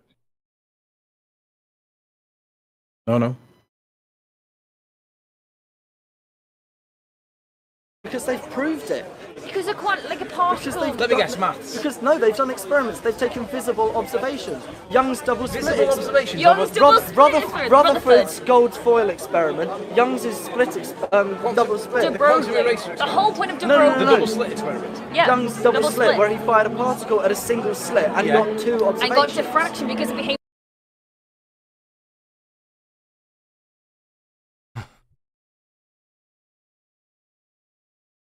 I'm gobsmacked by these pretender clowns. I really am.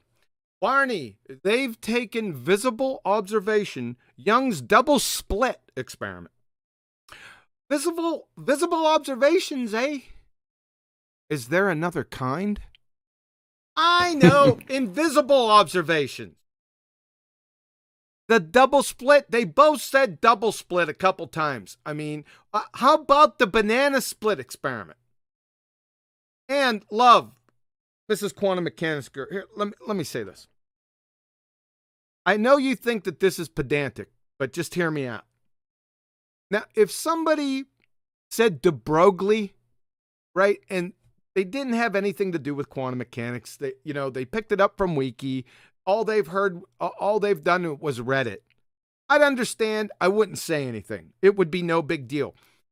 But you are you have a self-purported quantum mechanics degree. The man's name is De Broglie, right? And you would have heard that throughout your education. His name would have come up many times. But you said De Broglie? Are you friggin' kidding me? Barney, Young's double slit. Listen to this. Young's double slit experiment, where he fired a particle at a single slit and got two observations. Why would Thomas Young construct a double slit and then fire a particle at a single slit? Was Young on shrooms or you? So Young got two observations from a single slit? Did Young close one eye, then blink? Do you make synthetic fur balls for ceramic cats? Unbelievable. Questions, comments? That was the nail in the coffin for me. That was the point that all credibility she had, if any, vanished in an instant. Because this is the basis of what she's claiming to be educated in, and she doesn't understand it. She's claiming to be.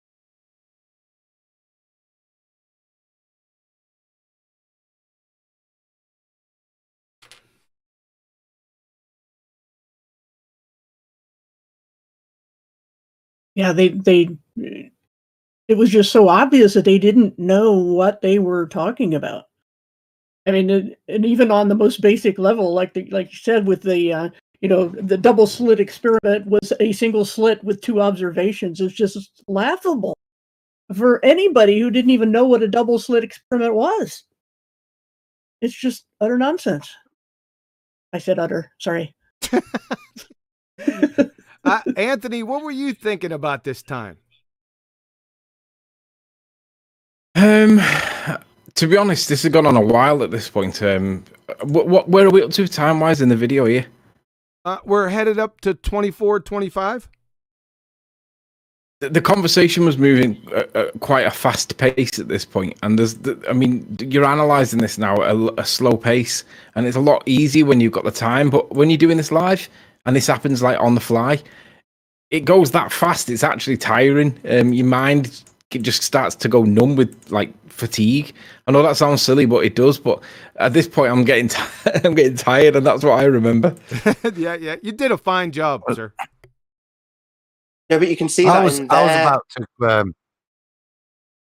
I was about to credit you there, Anthony, with being a gentleman, because when he said that a couple of times, he split. I'd have pissed me sides, to be fair, and pointed it out. Do you know what I mean? But you were very polite there and just used the same phrase and used the correct slit terminology, which then they correct themselves afterwards with. I'd have had a giggle at that, but you were very professional, mate, I thought. Yeah. I took it as an innocent mistake. I didn't take it as a faux pas. But that shows, really, that at that point you didn't even feel the need to have to assert your dominance there. You were already in control. You didn't even need to pick them up on banana splits. Mm. Did you say the banana splits? Nah. Nah. I love that show. Johnny Quest. I was just going to add, although that's nice to hear from you this side of the fence, Anthony, that you were getting fatigued at this point, perhaps. But 2-3 minutes in, they were completely fatigued. You know, mentally, they've got scrambled eggs for brains after about 3 minutes of talking to you, and it's obvious. Like Adam says, that if you were fatigued, it wasn't at all obvious in terms of your demeanour. Thanks.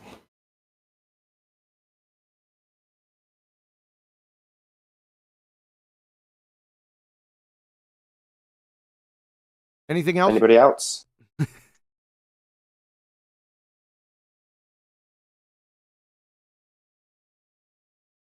We'll get ready to roll. Let's do it. Science is And not all, maths. no. And all science is it's applying maths. It's trying to figure out experiment. why Science is stuff happens experiment. using maths to explain it. If they can prove it by math, it's like me saying, No. "Oh, I can speak French," and just making noises.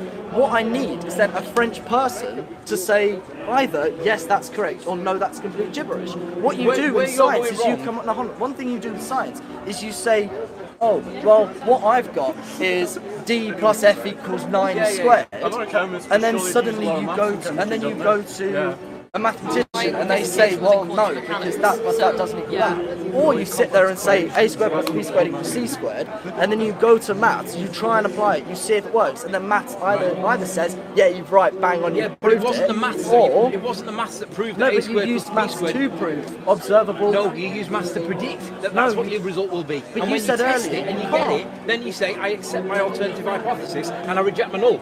Because it's all about scientific method. The maths. But then how do you prove all that? The maths only fits in the hypothesis stage where you predict your effect. No, it doesn't. Yeah, it 'Cause does. no, it doesn't. Because what you're saying is you predict something, and then you just sort Maths of isn't an find independent maths variable. that protects Maths it. is not an independent variable. Do you No, agree? but that's what I'm saying is where you said that effectively you do a study, you do an experiment, and then you sort of find the maths to work it, right? That's sort of what you're saying. No, you make an observation and you wonder what causes that. So leaves falls off tree, right? Yeah. You wonder what causes it, and then you can calculate the maths is going to involve it in some way. But you're Then saying it you doesn't mean can. it's right. No, but you're saying you can do it. What a lot of people do is they try it, and it fails, and then they go, right, where have I gone wrong? Einstein didn't just come up But with when you try relativity. it, that's the application of your maths, yeah?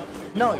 Yeah, of course it is. You've No, predicted, you've when calculated something. you're trying it, you're seeing whether or not what you're doing and what your ideas are adheres to the universal fundamental language of maths, which is unchanging. If it does, fantastic, you're more than likely to prove something. What people then do is they then spend the next 100 years trying to disprove you, and when they can't, people sort of go, you know what, I think he's got it right. I'm going to ask your friend, and I don't want you to interrupt her answer. Alright.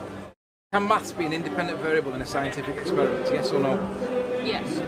How? Because you can alter an equation. Yeah, but The what's whole what's the equations what's the aren't just definition right. of an independent variable? Something that you can change in an experiment. Yeah, and it's the presumed cause of the effect. That's Yes. the key bit. It's the presumed cause. Okay, but math. If you're asking that question of can maths be an independent variable in a scientific experiment, yes, it can. For the fact that if you are trying to investigate what the mathematical equation is. You alter it so it fits your learning equations, which in that case it would be an independent But if variable. you're going to say that maths is your independent variable in a scientific method, I'm going to call you a fake scientist. No, because that's Would you like to show my science degree to you? But that's what I was saying. No, it's not about your science degree. It's about whether you adhere to scientific method or not. No, if you don't that's what adhere I was to it, saying. you're not Yeah, but practicing science. That's what I was saying. If you're trying So to what am I calculate something practicing? falling off the tree, Pseudoscience by definition. So what's pseudoscience? Non-adherence to the scientific method. That's not. That's a pretty poor definition. Sorry, I already told I'm gonna get on. That's a pretty poor definition with the definition right on the screen, right? Had no comeback to that. Rumpus girl. All right. There's a lot of material in here. Let's try to get through it. We'll try to muddle our way through it. Barney, all science is applying maths. Really? Mathematics isn't science or physics, much like a tape measure isn't carpentry. One of the main reasons is they're different words. From Professor Black Krishnan and Professor of Physics ITT Madras. That's the whole point about physics. It's not mathematics. So it's not a set of axioms from which you derive results. The rules of the game you prepare to change and subsume in an even broader framework. I don't know anything more that we can do for you here, Barney. Let's say this again. That's the whole point about physics. It's not mathematics. From Professor Shankar, Chair of Physics at Yale. Quantum mechanics. It's a theory which is based on experiment. It's not deduced by mathematics. Right? There's the double whammy for you. You're finished. Maths don't prove reality. For example, 1 apple minus 6 apples equals -5 apples. Can you show me -5 apples? Germ theory is science. My one. Hold on. Germ theory is science, right? Therefore, since you said that physics and science is mathematics, you need to provide the germ theory equation. I need to see that. Math is immaterial and abstract, rigidly domain specific, and at best merely describes. That's all it can do. It can describe an effect. That's it. No explaining with maths. It explains exactly squat, nada, niente, zero, zilch. Conversely, actual scientists are in the business of explaining phenomena by validating and invalidating cause and effect relationships between independent and dependent variables via rigorous hypothesis testing. Can you show one case in all of history where mathematics caused any phenomena? Can you show the laws of motion, debunked equations, by the way, we just went over that above, causing a billiard ball to roll across the table? It's non sequitur. According to mathematics, there's an infinite distance between point A and point B, otherwise known as Zeno's paradox. That is, if I shoot an arrow from my back porch to the tree 20 feet away, the arrow, according to mathematics, will never reach the friggin' tree. Do you think that's true in reality? Barney, it's like, oh, this is classic. Check this one out. Barney, it's like me saying I can speak French and just make noises. What I need is a French person to say either yes, that's correct, or no, that's complete gibberish. Right? This is in support of his mathematics claim. So, Barney, where's the friggin' maths to prove or disprove you speaking French? Did you forget your claim, you Burke? My word. Barney, one thing you do with science is you say D plus F equals 9 squared. What a Barney. That's not science. That's maths. Barney, when you're trying it, you'll see whether or not what you're doing and what your ideas are adheres to the universal fundamental language of maths, which is unchanging. Number 1, this isn't science. Number 2, from Richard Hamming, The American Mathematical Monthly, Volume 87, November 2nd, February 1980. Richard Hamming, applied mathematician, the creator of computer science. Humans create and select the mathematics that fit a situation. the mathematics at hand does not always work. Duh. For example, when mere scalars proved awkward for understanding forces, first vectors, then tensors were invented. They conjured them. Anthony, can mass be an independent variable in a scientific experiment? Yes or no? The Rumpus Girl, yes. Because you can alter the equation. That's not science, you ignorant cow. Anne-Marie Helmenstein, PhD, Biomedical Sciences, Math Variables.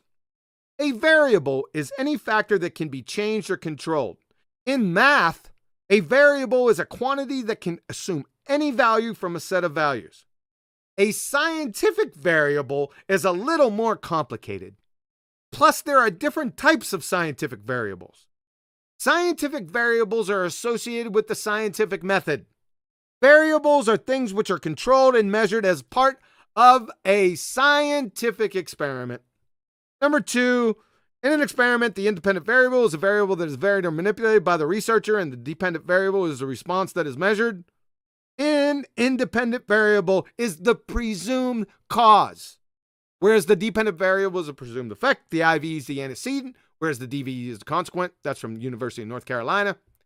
Maths don't frigging cause natural phenomena, you indoctrinated goobers. The Rumpus Girl, would you like me to show you my science degree to you? Let me say that again.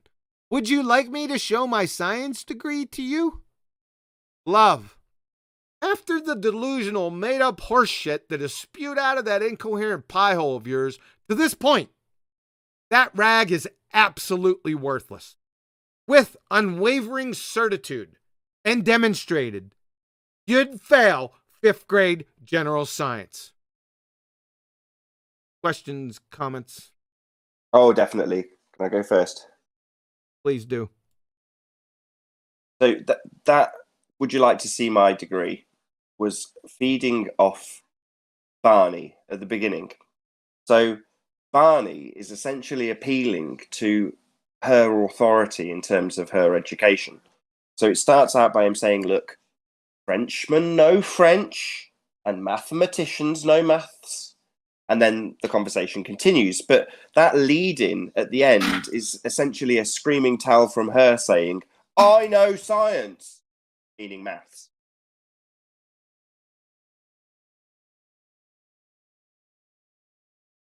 Joke.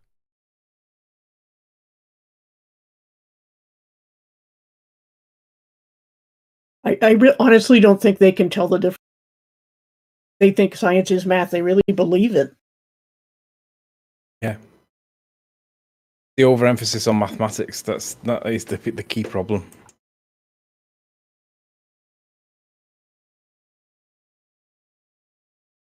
Would you like to see my degree? A last desperate attempt to prove that got to the point now where she knows she's talking shit. She's desperate to just prove that she does know what she's on about. Would you like to see my degree? My answer to that was really good. Yeah, my answer to her saying that then was really good, and I can't hear the sound that's going through, so I'm doing this from memory. So forgive me if I get this wrong, but I said something like, "It's not about having the degree; it's about complying with scientific method." Something along them lines, or maybe that was earlier on. But yeah, they're appealing to their own authority by saying that. Yeah, it's like Cartman. Respect my authority. Yeah.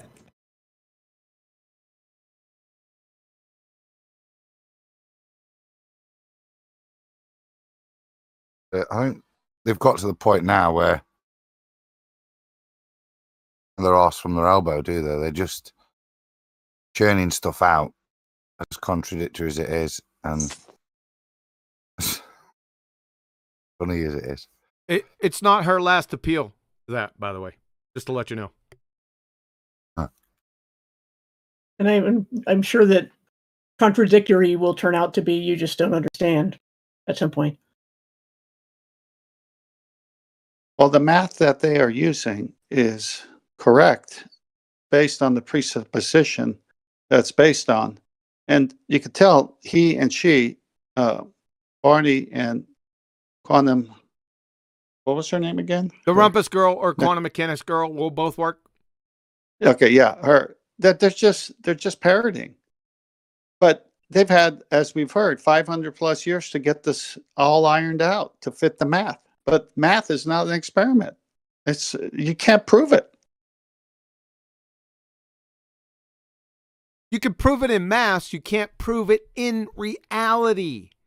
It's the interplay between the abstract and reality. They're two different things. It's almost non sequitur. It's nearly that.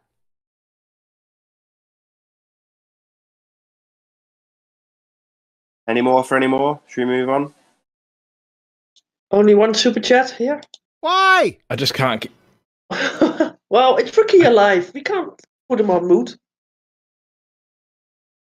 So the super chat is, for those who don't know, God is creator, Jesus Christ is Lord and Savior. Rookie Alive.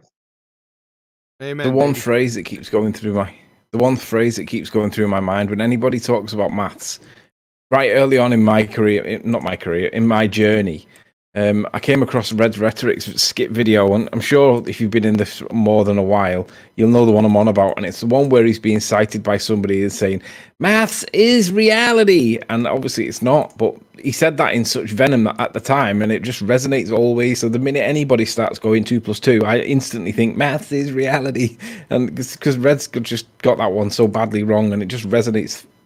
Anyone, just maths, fake, not fake, but outside of scientific method. That's the way to remember it. Word association, maths outside of scientific method. Maths outside of scientific method. You do that and you're generally going to go okay. Yeah, Agreed. It's abstract. Abstract. Yeah, abstract. What's the opposite, the antithesis of abstract? Real. Physical. Well, Physics. I can't believe it's like that. It's like somebody has Jedi mind tricked the entire population with nonsensical buffoonery. I don't get it. Sorry. That would have been a good one together with, what is physics? The physical? All right. Why are we talking about maths again? The abstract? Precisely. Brainwashed. Precisely. I've grown fond of asking people, like, on 24/7 Discord, if I have 2 apples, can you take 5 away from me? Yeah, such a good one to use. And it's so funny because people will struggle to answer this. You can see them, or you can hear them struggling to answer it because they know that it would destroy them, because you can't do that in reality. But they have to fight that negative number is a real thing. They have to fight it. It's so funny to me. So I love asking that shit. It's great. We're at the 2-hour mark now, so might be an idea to push on.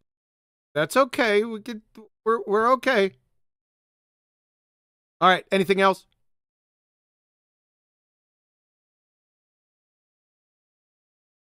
Be on your guard. This is a quick one. All right.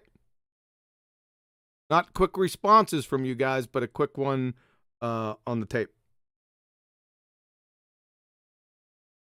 Why F equals ma? If an accelerating mass accelerates, it must be subject to a force. Yes. We can calculate that force. We know that mass will fall at that rate, and we can calculate that force. Yes. Can we prove the force exists just by calculating it? What else is it? Yes. Because otherwise you have... What happens if you get your maths wrong and you let go and it doesn't do what you thought you were going to do? Then you try it again. You keep going. You keep going. No, change the maths. And if it still doesn't work, you then accept your null hypothesis.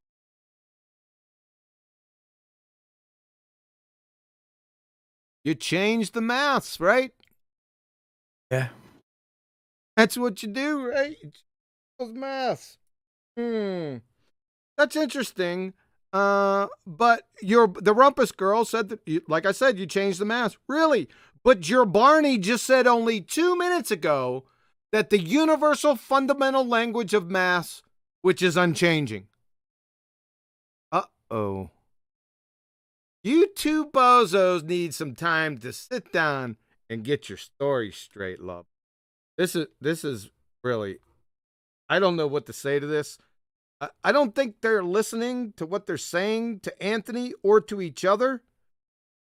And somebody said it earlier that these are just reactions, because this sounds like an unthinking reaction to me.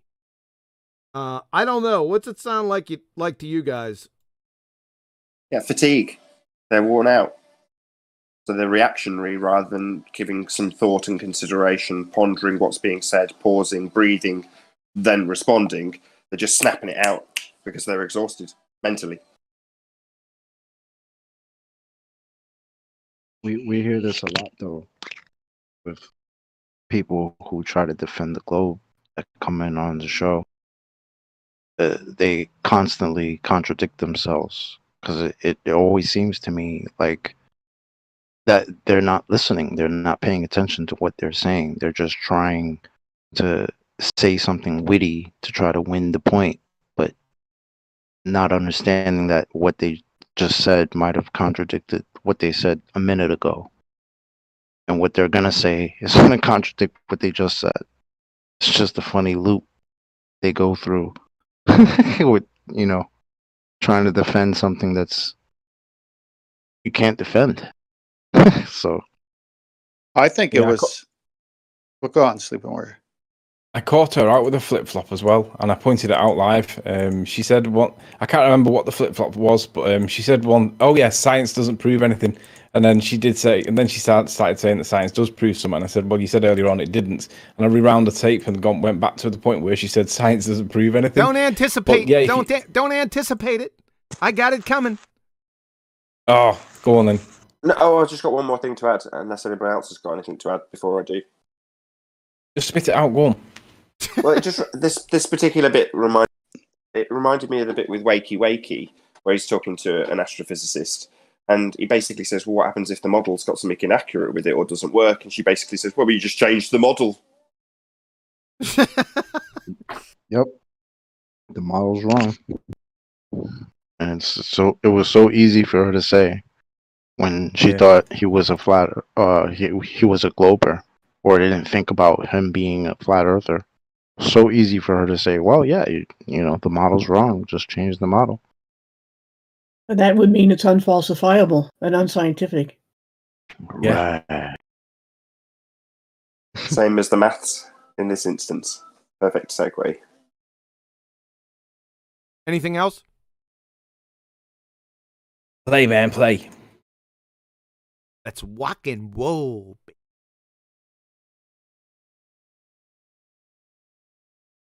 Up with one day and discover Have you got these do you have a degree? Yes. In physics. I did A-level in physics. Did you get a degree in physics? I have a degree in quantum mechanics. Quantum mechanics. So you guys are struggling with the independent variable in No, we're science. not. You are. We're not. Maths. What I'm saying I is did if a I degree in quantum mechanics. I think I knew the difference between an independent variable is. Yeah, you agree it's the presumed cause? No, It's it's you not the can just presumed change. cause. No, It's I the need thing to- that you change to explain the cause. Yeah, it's the presumed cause. I mean, That's not No, the it's presumed not. cause. Yes, it is. The Do I need a citation? presumed, no, the presumed cause is the dependent variable.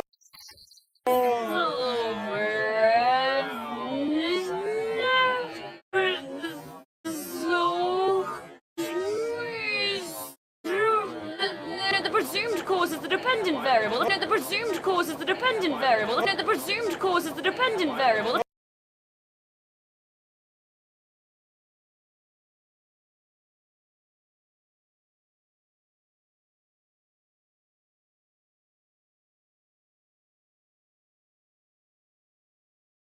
That was very interesting right there. So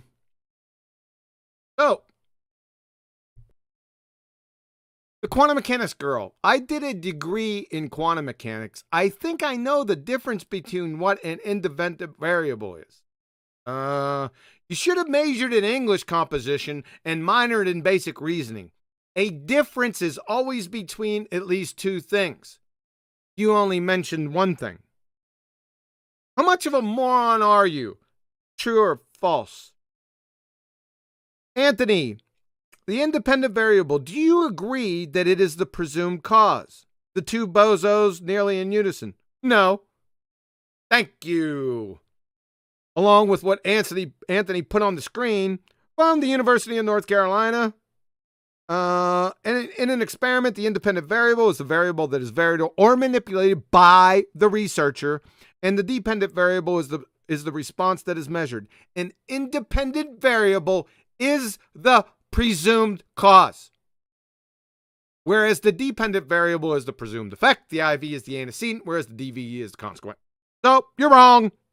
Let's pile on. From MacLeod, experimental method. In an experiment, an independent variable, the cause, is manipulated. From the University of Southern California, independent variable, the variable that is stable and unaffected by other variables you are trying to measure.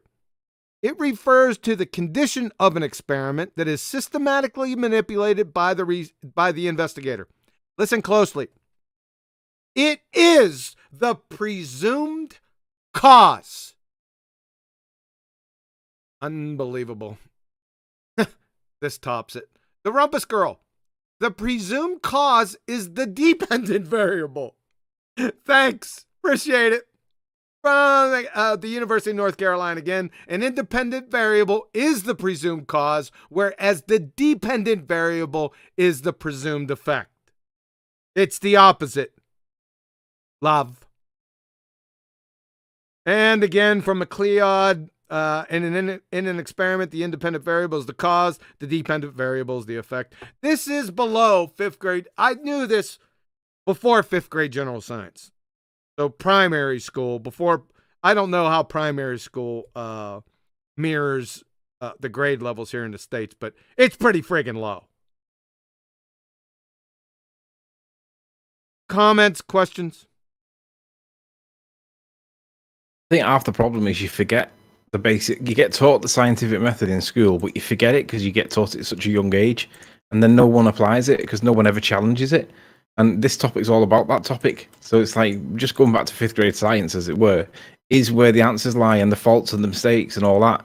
But I think we all get complete, or we build up like a complacency with it because it's that simple. You just forget it.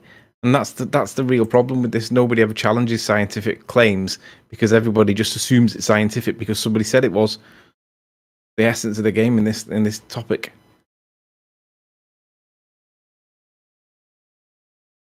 I've just got 3 letters for that. Wow. Well, this comes back to the point I made earlier with Adam, which is that they don't seem to be learning about science. So the most crucial detail in quantum mechanics is the cause of the effect, and how that's been extrapolated out into useful technology that we use is based on an understanding of that experiment and the cause of the effect. So to declare that it's the dependent variable means she's not studied science at all.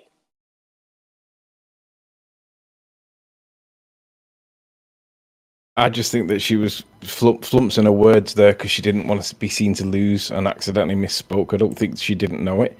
I just think she didn't want to see like she was losing. But jumped all over her own feet by doing so. You don't win an argument by saying my mum's my dad, do you? I know, but it has to have been a misspeak, that, surely. Surely she didn't think that the dependent variable was the independent variable and got that wrong, surely. She did get it wrong. You heard her. But yeah, I know. My point is that if you are studying science, then you would know that you would never make that mistake. And if you did make that mistake, occasionally when we talk about reference frames, I'll say, oh, the non-inertial reference frame is the...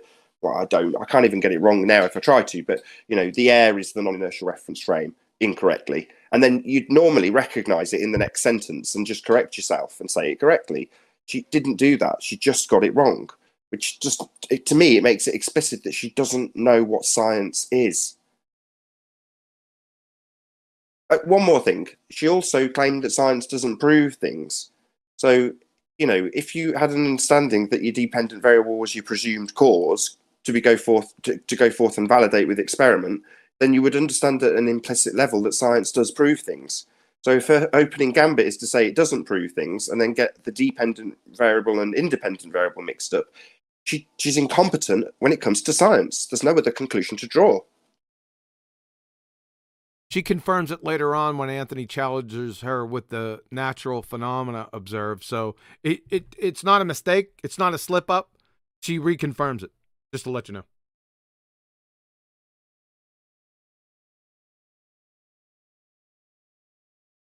Sounds like a good time to reconfirm it. We have only 3 sections left, just to let you know. So it's not going to be all that drawn out, but pay attention. All right. Now, any more for any more? Yeah, one super chat nog. Go ahead. Okay, it's a difficult name to pronounce. Yunatok Svemu. And he says, gravity weakest than wind. I don't know what he means by that, but there you go. Thank you for the super chat.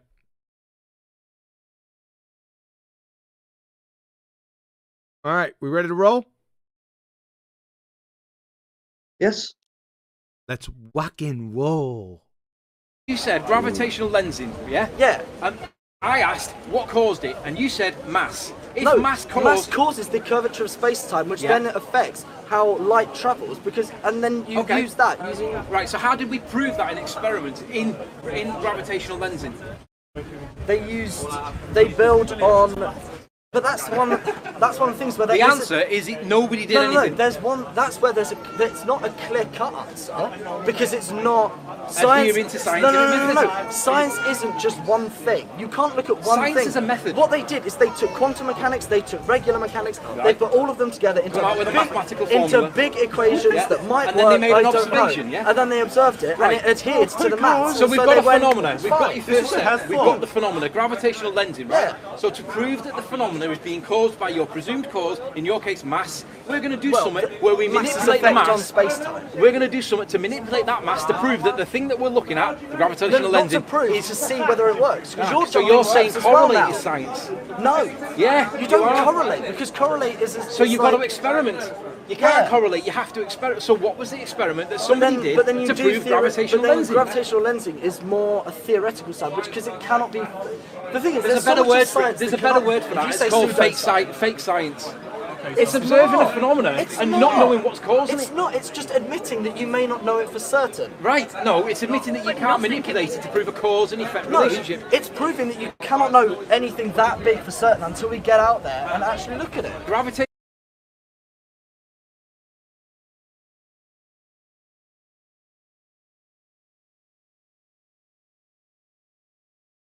Anthony, gravitational lensing. I asked what caused it.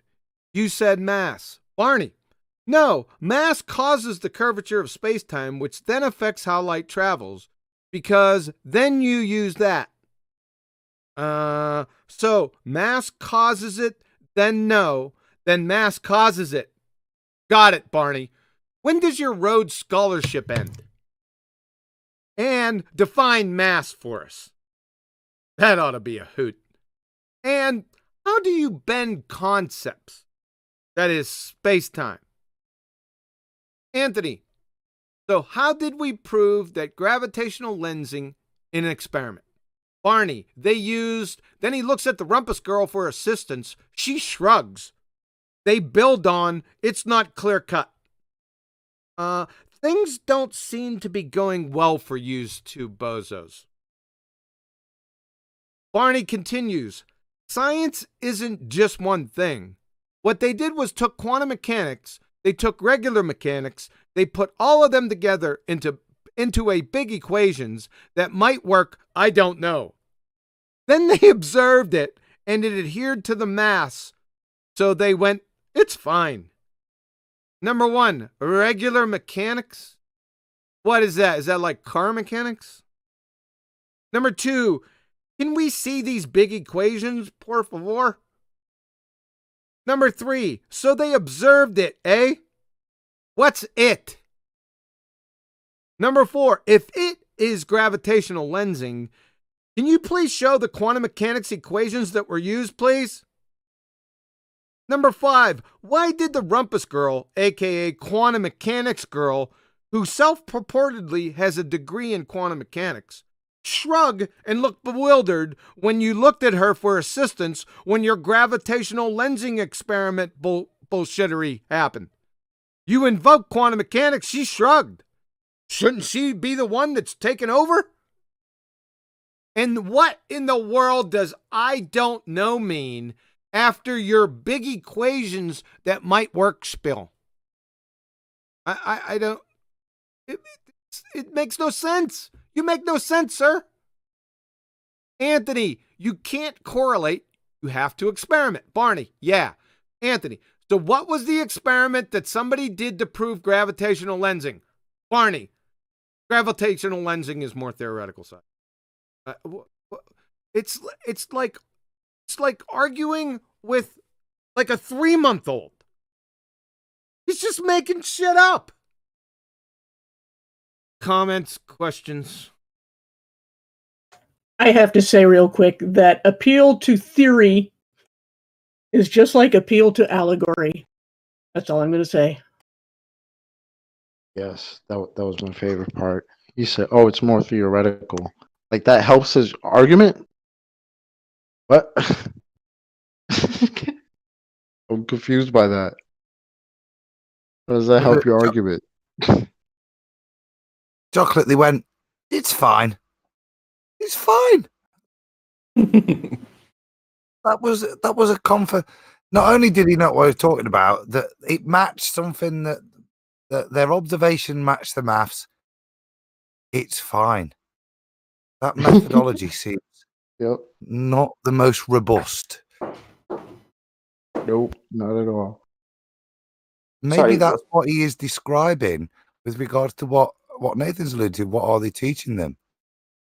Maybe that's what they are teaching them. We take some maths and we f around with it, and then we do some observations. And if the observations match the maths, it's fine. It means that maths is real.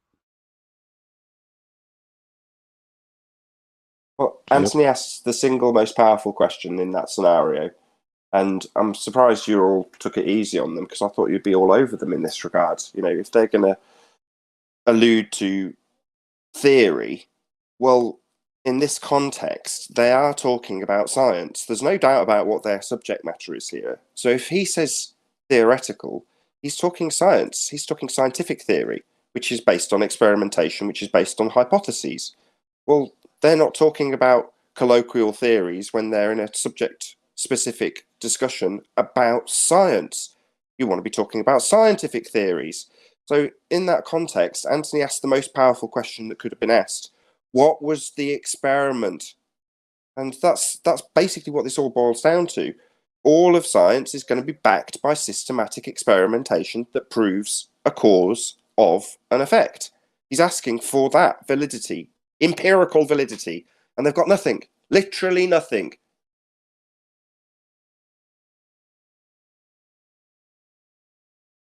Yeah. When I say that, I know that when he says theoretical, I don't think he's talking about scientific theory. I know he's talking about colloquial, because he thinks he's talking about scientific theory, but he doesn't even know, he doesn't even understand experiment and scientific method. So I don't think he's talking about it in that way. No, I When appreciate that, but that's what Adam's saying. Comes back to, what are they being educated in? Apparently this is a scientific discipline that they're being educated in. Well, then you would absolutely expect them to be of the understanding that when you say theory, you mean scientific theory when you're having a scientific discussion. I agree with you, Chocolate. No, he's talking colloquially. I absolutely appreciate that. But that, again, and Adam said it begs the question, what are they being taught? They're not being taught about cause and effect reasoning, systematic experimentation based on hypotheses, and the usefulness of the results, the proof that you get from that. No, they're not being taught that. But when it comes to talking theories, immediately talking colloquially. Well, that's alarm bells for me. You know, why are they paying all this money to be educated in this jargon, pseudoscience and maths?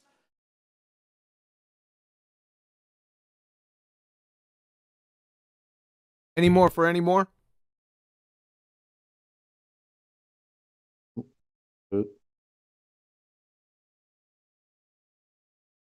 Let's rock and roll, baby.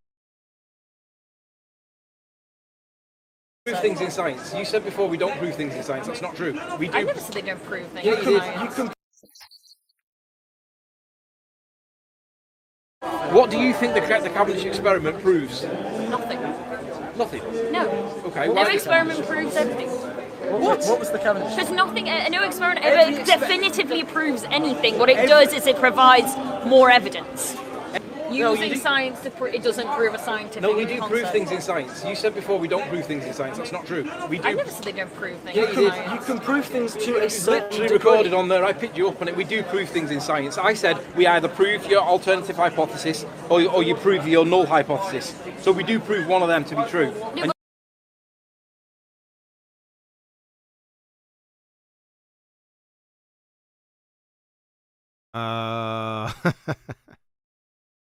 Oh boy. I don't really have much to say here. Can somebody take this one over for me? Because this was an absolute train wreck.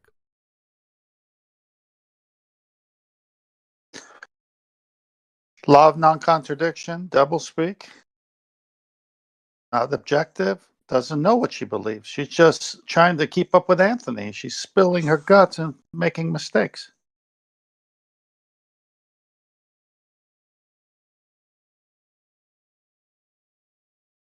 Was necessary, wasn't it, for her statements to make that statement? We wanted it to prove stuff now.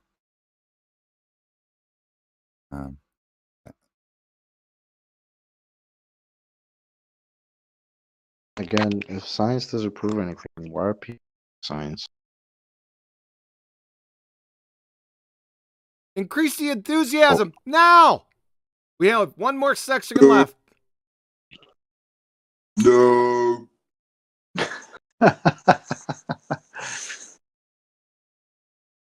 I find it quite embarrassing. I mean, if these two frickin' frack right here were representing me and I wanted to put them out as champions for me, I'd be shamefully embarrassed. They can't take a stand on anything. She's saying science doesn't prove anything. It just adds to the knowledge we have. There's nothing objective about it. We can't prove anything. What the heck? What do you think science is all about?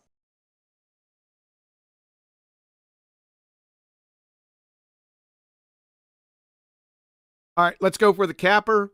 Anything before we get to this last section?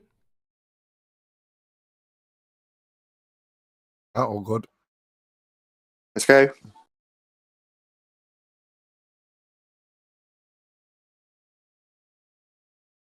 Science is the process, the observation and the study of the natural world through observation and experiment. It doesn't say maths. It does not say The maths. language Okay, of what's the everything. definition of maths? Expression by numbers. No, it isn't. Because what about E equals MC squared? None of them are numbers. So what? It's still They're constants. Yeah, but my point Well, is they're not that all constants. my point is that I agree with you that you can the reason- describe the effects of a phenomenon You mathematically. would prove that water boils at 100. That's the thing, you at don't have to 100 degrees by observe using that. maths, Yeah. because there's maths. You do have to observe There's it. You maths. You do, because that's No, your if first I've stage. never observed the temperature at which water boils at, I could in turn I've myself never sat there calculate with a that. kettle with a thermometer in it waiting Well, to if get you to don't 100. observe a phenomena, then you're not complying with the first stage of scientific method. But you're claiming science. Yeah, but what I'm claiming is the fact that you don't have to observe something to be able to calculate it. Yes, you do. You don't, because I could. You have to observe a Because if phenomenon. I was to say, Oh, like, no, I you- didn't, right, no, okay, you can say do a I'm the ma- first you can person use who wants to know how quantum much to water predict boils when- at. Yeah. I first want I to know how to agree. do that. But I in don't have a temp, I don't have a thermometer. What I In can do scientific is sit there and method, calculate. in scientific method, you must observe a phenomenon because it's a dependent variable. Do you agree? Because you don't have to observe it to be able to calculate it. People think about No, that's things not what I said. That's not what I said. In scientific method, you have to observe a phenomena because your phenomena is your dependent variable. You don't have to observe it. It's your first stage of your You don't have to scientific observe method. it. You don't have to observe That's it. bullshit. You're wrong. But it's not, because I'm giving you an example. Go on, I, then. Right. Water boiling. I've never sat there right. and observed. So you've sat there and looked at you've water got a boiling. degree in quantum physics. No, but you're not letting me finish my point. What you are doing consistently in this argument is that we start to make a good point and you just go, no, you don't know this. No, you don't know I've that. listened to everything you've No, said, you and I've haven't. You've counted talked everything over, you've said. no, you've talked over me quite consistently, actually. Because you don't understand scientific method? No, It's because I'm literally trying to her make an degree. argument. She, like, I think I probably. What's your degree in? Well, given that, what's your degree? given that I'm arguing, What's your degree in? Hang Talk on, to hang her on. about having a degree and a master's. What's it in? Just bear with me. Given that I'm battering back everything that you say to me, what would you logically infer, mathematically calculate? You know what what? do You think my don't degree is in? batter anything back to me because every time I've asked you several questions, just like this one. What was your degree in? No, don't want to answer that question because it would actually prove the fact that I know more about scientific. Well, you don't even know the first stage of scientific method, and you claim you've got a degree in quantum mechanics, and I say Well, that's I probably bullshit. do know more considering I have a dissertation What's the in first science. stage in scientific method? And you're How saying many scientific papers do you have out? I have 2. How many do you have? That have been Answer published my by the question Bristol first. Society of Answer- Chemistry? answer I my think I question. know still more haven't about answered that. our question. I will. I'll come to it. Answer my.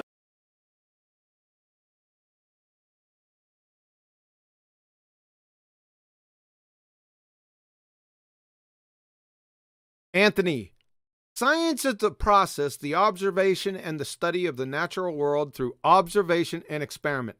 Barney, what about E equals MC squared? None of them are numbers. They're constants. Well, they're not really constants. Are you snorting angel dust lace shrooms with grandpa's cough medicine chaser, sir?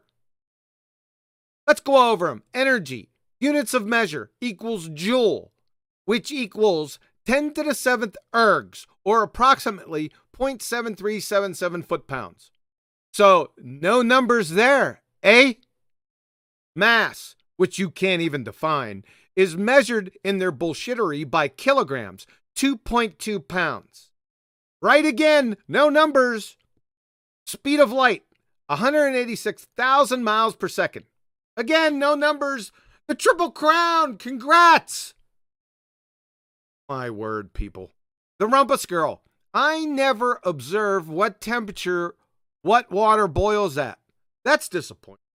The Baltard spinning space monkeys around here have protractors and refraction calculators in their eyes. Looks like you got the short end of the stick, love. See Barney. Number 2, Anthony said the phenomena has to be observed. The water boiling. Not the friggin' temperature it boils at.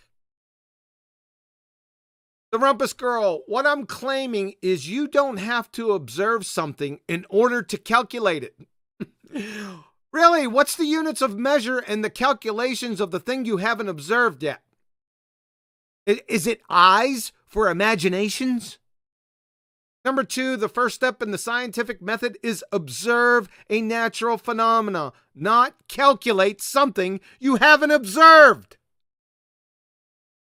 Anthony, in the scientific method, you must observe a phenomena because it's your dependent variable. Do you agree? The Rumpus Girl, no.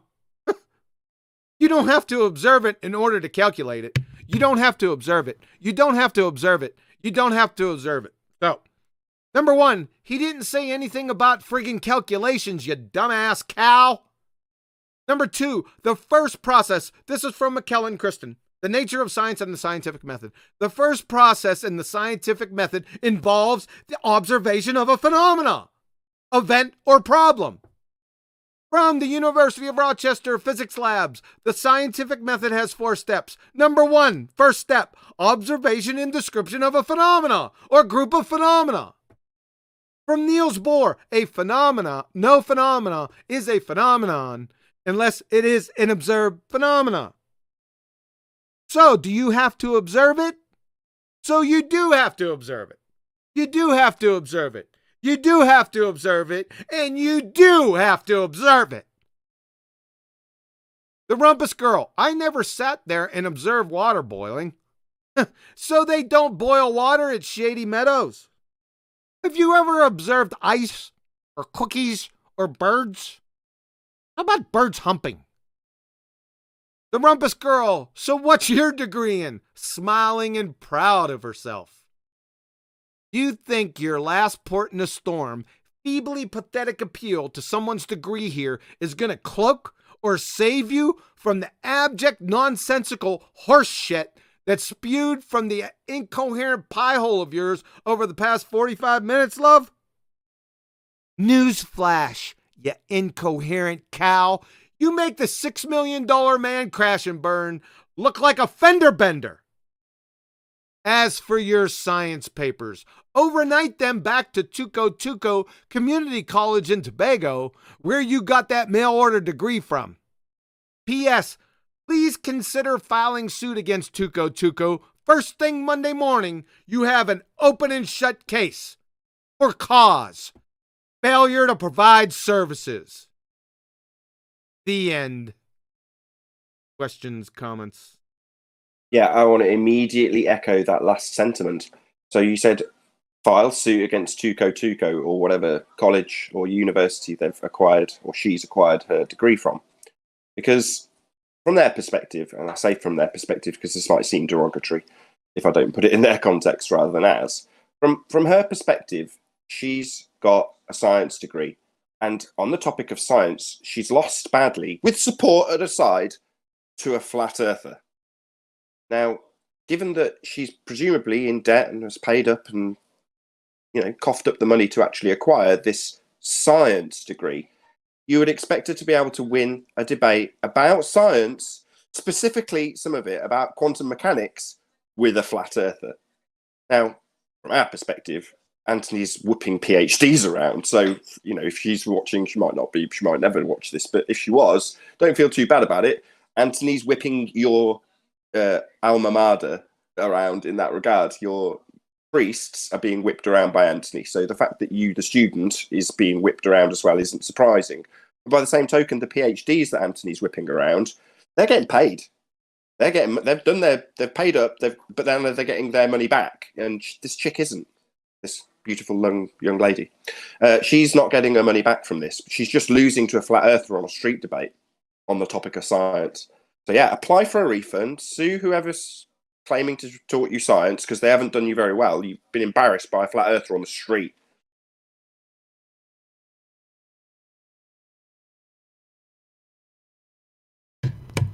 I tell you what was interesting. The farewell. The guy was obviously placid, but I was worried what she was going to do when we had to say goodbye. So I was like, I shook his hand and he was okay. And when it come to her, I was like, what am I going to do here? Because I know she's going to attack. So I had to just give her a hug because it was the only thing I could do. You're such a sweetie, man. It was more pity, though. It was more pity. Yeah. You have no idea how dominant that comes across in terms of body language, because what it says is, I'm relaxed. Come here, love. Bring it in. You've been smashed. Bring it in. It was funny. I could see her look at her face as well. She just didn't want to do it. She didn't want to shake my hand. She didn't want to do anything. She didn't want to hug her. Didn't want to kiss her or anything. She just wanted me to disappear. She wanted to disappear into a hole. She wanted one of those, those Acme black holes that Wile E. Coyote would pull out of his pocket, throw on the floor, and he'd jump into it. She wanted one of them. She didn't. She just wanted to go home. Give it a couple minutes. I'll go ahead and play it.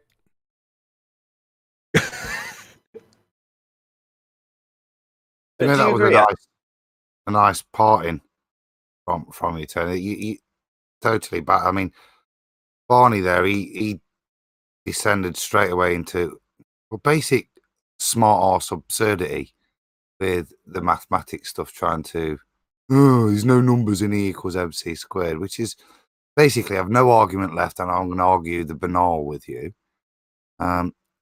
She started to do a very similar thing and trying to pretend that because she'd never actually sat there and watched water boil, that meant it wasn't an observation, but she totally fell apart for me with having to finish off with, well, I've got 2 papers by the Royal Chemistry Society. What have you got, Riley?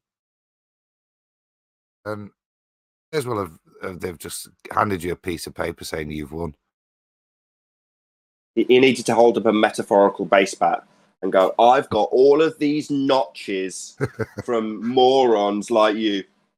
All of these represent PhDs and educated nutbags like yourself that I've smashed. That's what I've got.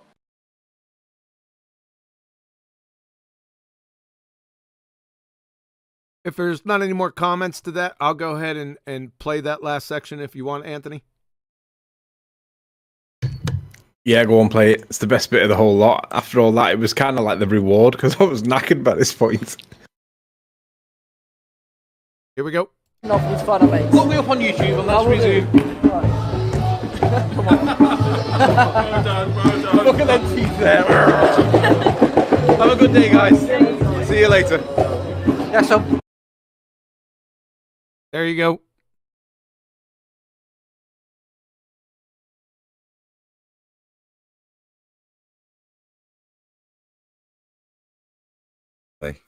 Hey, Tony.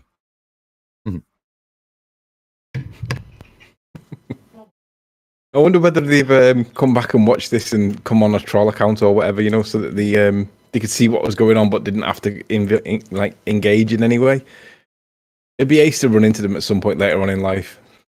Yeah, thank you, Anthony. I did want to say something to that. If anyone knows these two guys, please share it with them.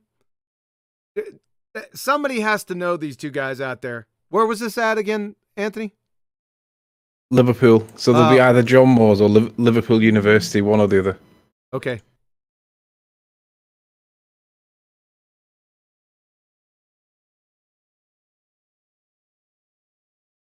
I think it's worth reminding folk as well. It's worth reminding folk that most of the arguments that I've picked up are from the show. They're from Nathan's show. They're from Quantum Eraser. They're from just picking out arguments, and it's just longevity. If you've been in it a while, you get used to them. Then you get bored of them, and then you start wondering why you're here now. We've reached saturation point for me, but I think overall, I think that really we can get all these with just remembering how scientific method works, and that's the number one rule here. If we apply that, we win. And it's like they have no science. That's the point I was making earlier. You know, with regards to been there when she said on her argument, why? What's the proof of rotation? Goes the sun. And all that comes flooding back is how many episodes of Flat Earth debate where you start with that, and you hear a baller come in with that, and the panel just warms up.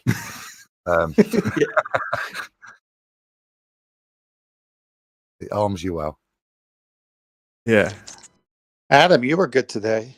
I picked up something from Adam. He said, "You don't win an argument by saying me mom's me dad."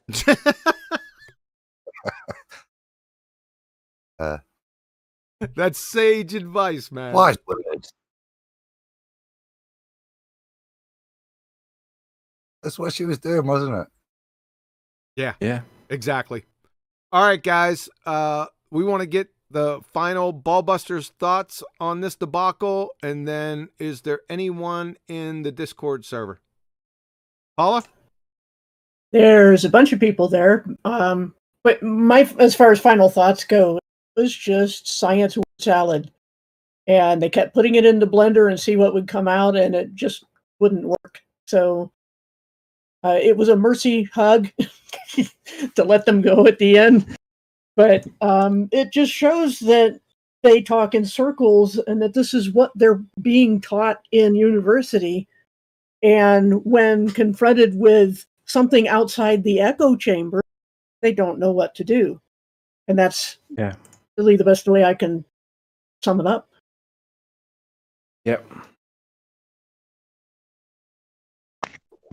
Well, all I can say is flat earthers armed with knowing about scientific method, right? And being able to talk to students, people who claim that they have science degrees, and this is what they got. Well, it's going to become dangerous because flat Earth is growing, and it's we're coming for that science they think they got, and it's going to be fun. And Tony, great job, man. This was awesome. I love this. I think Robin put it best at the convention in Kidderminster. He said, Tony said that's one of those instant classics, and it is. This is like, I don't know. I think you could learn from it if you're kind of like fluffy with some of the points and you're not quite sure how to do it. I mean, I'm not saying that I know what I'm doing. I know some arguments really well. I know other arguments okay. We're all in that same kind of position. But if you're a bit unsure about challenging people, just look at how it works. It's like John's giving just gold information, and if you can remember some of it, you're going to win most of your arguments. We should apply it. We should go on the streets and just start whacking them all over the place, because we can do it. We just apply it and then say, where is this evidence? And then they end up with nothing. But they just don't like dying. That's the problem. They're like cockroaches. You have to stamp on them like 50 times. And it's tiring, but it is also quite enjoyable and very rewarding. I just, yeah, totally, Tony. And I just want to say that the reason we got that gold is because of the Flat Earth Tour bus, the efforts of those guys, that flat earthers that get up there, go out there in the cold and stand there and take the abuse. That's the reason we've got that gold, and the tour's finished, but we want more gold next year. I'm hoping, so we can gather this sort of stuff, because it's not only just about proving smart horses wrong, that they have nothing. There's a lot more positive stuff. Like being arrested? Like being arrested? Yeah, good rumble. Good rumble. Yeah, thank you. I tell you something, that Globe Light Tour, it's so popular that I'm surprised at how it didn't get so much more support than what it has. Maybe in time it'll grow, but when I was watching them live, and I'm like, I don't know how they're not getting more viewers than this. But I hope if they do it next year, I hope that it spreads somehow. It's almost as if YouTube somehow stopped it from being spread and stopped it from... Because I don't know how people weren't interested in it. I'd stick it on in the background while I'm doing housework or whatever and just listen to it. You don't even have to watch it, just listen. But I couldn't believe that some of the viewing figures, and that's not a criticism of the tour. It's just an observation from YouTube's point of view. It's like, how can that not be more popular than what it actually was? It was fantastic. And I hope they do something similar. And I hope Nathan Thompson in America does something similar in America, because this is what has to happen if YouTube are going to censor us the way they are doing. It's just brilliant to watch. They're working hard to get the American leg on, so I look forward to seeing it when it hits the States. Okay, should I open up the other people on the Discord chat, start to unmute people? Yes. Alrighty. I have no idea what order anybody's been waiting in, so I'm just going to go down the list, I guess, for now and start unmuting. So I'll start with these here. We have Beyonder. Yeah, try to have them keep their comments to the actual presentation if you can. And then maybe afterwards, if they have additional comments, then we could deal with those. Follow? Right. Beyonder has the headphones, crossed out, so they're not even listening. So we'll go to Chad. You're unmuted. Earth to Chad. Plane to Chad. Huh? Flat plane to Chad. I can still call it Earth. All right, we'll go on to the next one. I think other names that have been talking already, right? I'll just skip over. But El Boricua, something like that. That's albacore tuna. Oh, amazing! I seen this video, Anthony. It was, I can't. Hey, please turn the music off. Thank you. Sorry about that.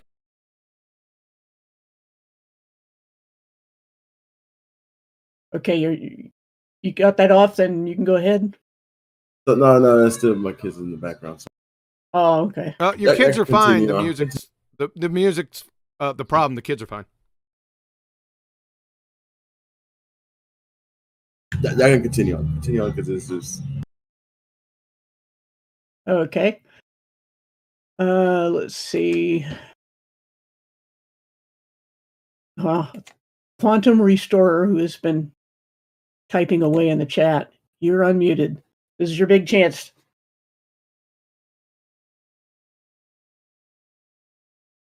Well, then why are you in the Discord? He says no thanks. He's not going to speak. He'll be a keyboard warrior. Alrighty. Then we'll put you back on server mute. I don't know why you're here. Rebel, let me unmute you. Echo. Echo. Yeah, we Hi. get a terrible echo. Getting echo from me? Yes. Yes. Strange. Okay, let me go grab my headphones. Get somebody else now. All right. Let's see. Runs with scissors. Is got their headphones muted. Okay, then we'll go on to Sir Vagabond. Vagabond. I said that backwards. You're unmuted.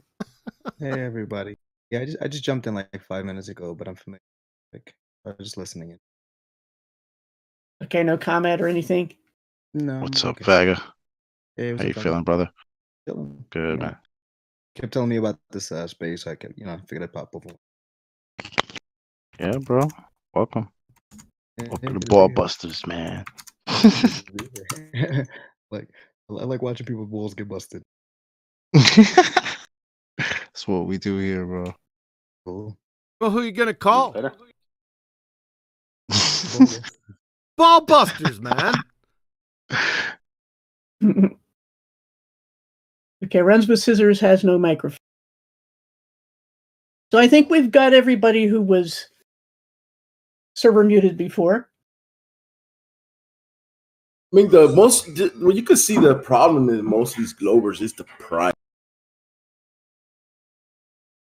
They're very prideful. Right, trying to save face, yeah. Arrogant. Right. Yeah, that's what right from their pride. It's just that they become arrogant. They don't want to be.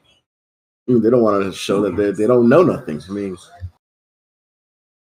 hence the time her putting out her degrees and her couldn't answer the first step of the scientific. You kind of cut off there. In some ways, it's not their fault, right? Because the globe has so many weak arguments that it's almost I almost feel bad for them in a way, you know. Yeah, it is sad. People won't ever admit. Like a ego thing, subconscious blocks it all out. It's sad. I echo the sentiment. I echoed the sentiment that Chocolate just put forward. But what really chaps my ass is when they stand there and they have that look about them that there's some type of intellectuals and they're here to set you straight. I got something for you with that attitude. Bring it. What you got then? Cowbell. Oh, she was the cow. Do you have a bell for her? Yes, I have a ma'am. question for you. Okay. Well, I've noticed that a lot of people that I talk to have that same attitude. I mean, I think it's we have been brought up with that in education systems and stuff. Because if you're a flat earther, you are going to fall off the earth, right? That's the whole thing. They laugh at you, and they don't understand that the idea of being upside down, antipode from you on the other side of the so-called globe, isn't also a ridiculous thought. The same thought as falling off the earth. I mean, they don't consider that. So I have confronted people with a couple of the housekeeping questions, like the gravity thing and the gas pressure. And they come with, yeah, but we have pictures. We have the ISS. How about the astronauts, right? Are they lying? And then you have to answer all kinds of questions that they fire at you. And they don't stop firing questions at you. And I noticed that these people did that same thing. And there are two of them against one. And I think that Anthony did a great job by taking on two at a time. I mean, they fire so many things at you that you have to be so quick on your toes to rebuttal them. So great job, Anthony. Great job. But wasn't even an even match. Still wasn't an even match. Should have threw somebody else in there too. On the server mid. Oh, we hear you. I got a question for Q. I've been meaning to ask all now. Q, are you familiar with the work of Tom Campbell? Are you asking? Was that a question for me? Yes, sir. Yeah, Thomas Campbell. Yes. Okay. What are your thoughts on him? Generally, he's in the lane, but then he goes off on some tangents that have me a bit clueless. But generally, he's in the lane. That's awesome. He's middle of prepping for experiment. I think got some of the PhDs working with university. Check it out. Go ahead and PM me with if you have any links or stuff or anything like that. Just PM me the link and we should be good to go. Nathan, is Nathan here? Yeah. Yeah. Betty just brought up a good point and a point that you've been stressing here the past couple days on your show. Show me the edge. Might want to speak to that.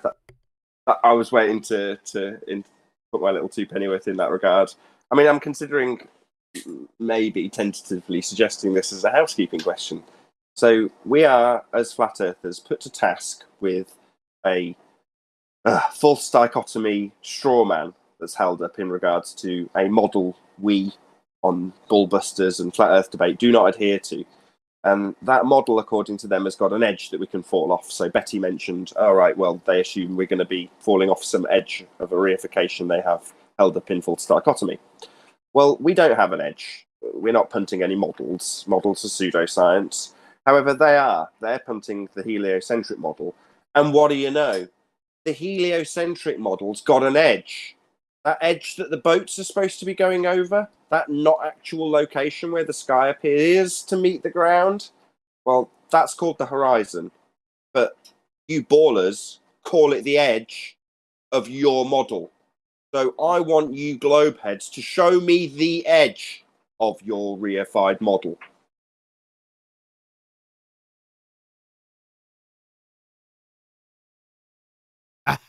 I love it.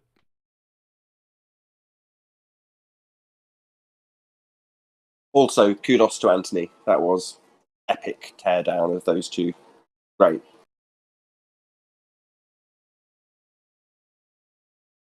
Anyone else in the Discord server? Paula? I unmuted everybody I saw. If anyone else might have missed them, but I don't think so, except for the dodo. Should I unmute? It's up to you. Do you want Pete Aristarchus? Shea? You want him unmuted? Paula, that is up to you. Well, I guess suppose we can give him a chance and see what happens.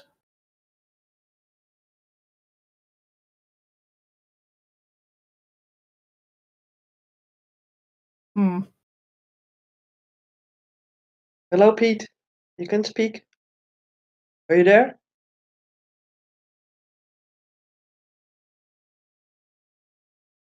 Alrighty then. I think that's the most profound thing we've ever had from him. I think the dodo is dead. On the way to dodo there. The name lights up.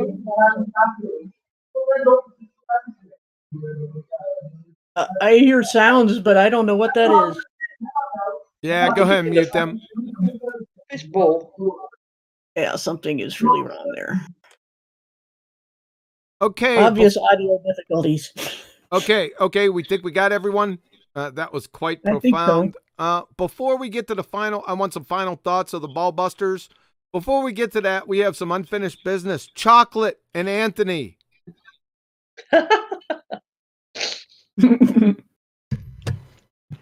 Yeah. Yes. Okay, that's Anthony. Chocolate.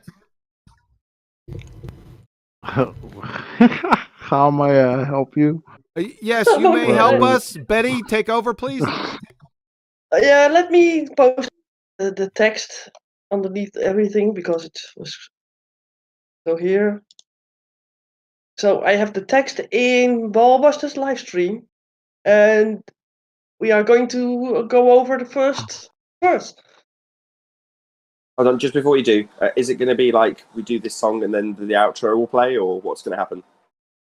No, I don't know. and that's a good point. That's a good point. Hold on. Let's get all the BALLBUSTERS' final thoughts on the video, and then when we do it, we're not going to let them do it by themselves. We're going to all do it together again before the outro. So we'll close out with the song, and then the outro will follow. How about that?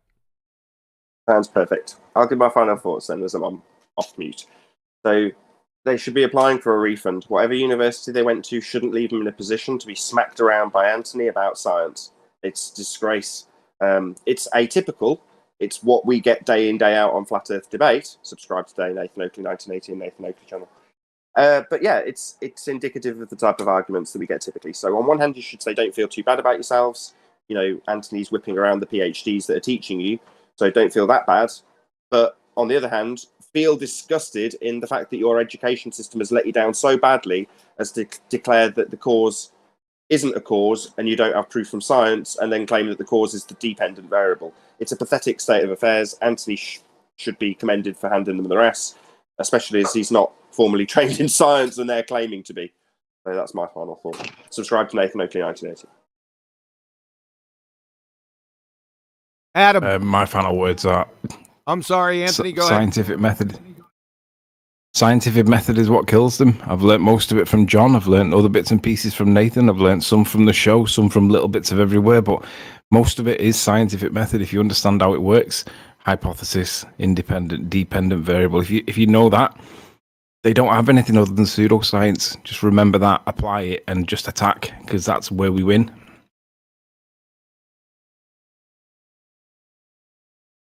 Adam, sir.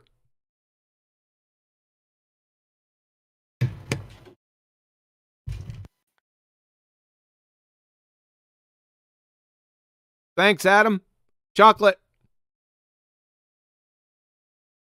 I'll just say one more time because awesome debate, Tony, and yeah, scientific method, man. Know your independent, dependent variable. Try not to get that all messed up like people like Mr. McWest, pseudo McWestian, two space crap. Try to know what you're talking about if you're gonna shine your science degree, right? Just a word of advice. Thanks, Chocolate. Over. Thanks, Chocolate. 10th.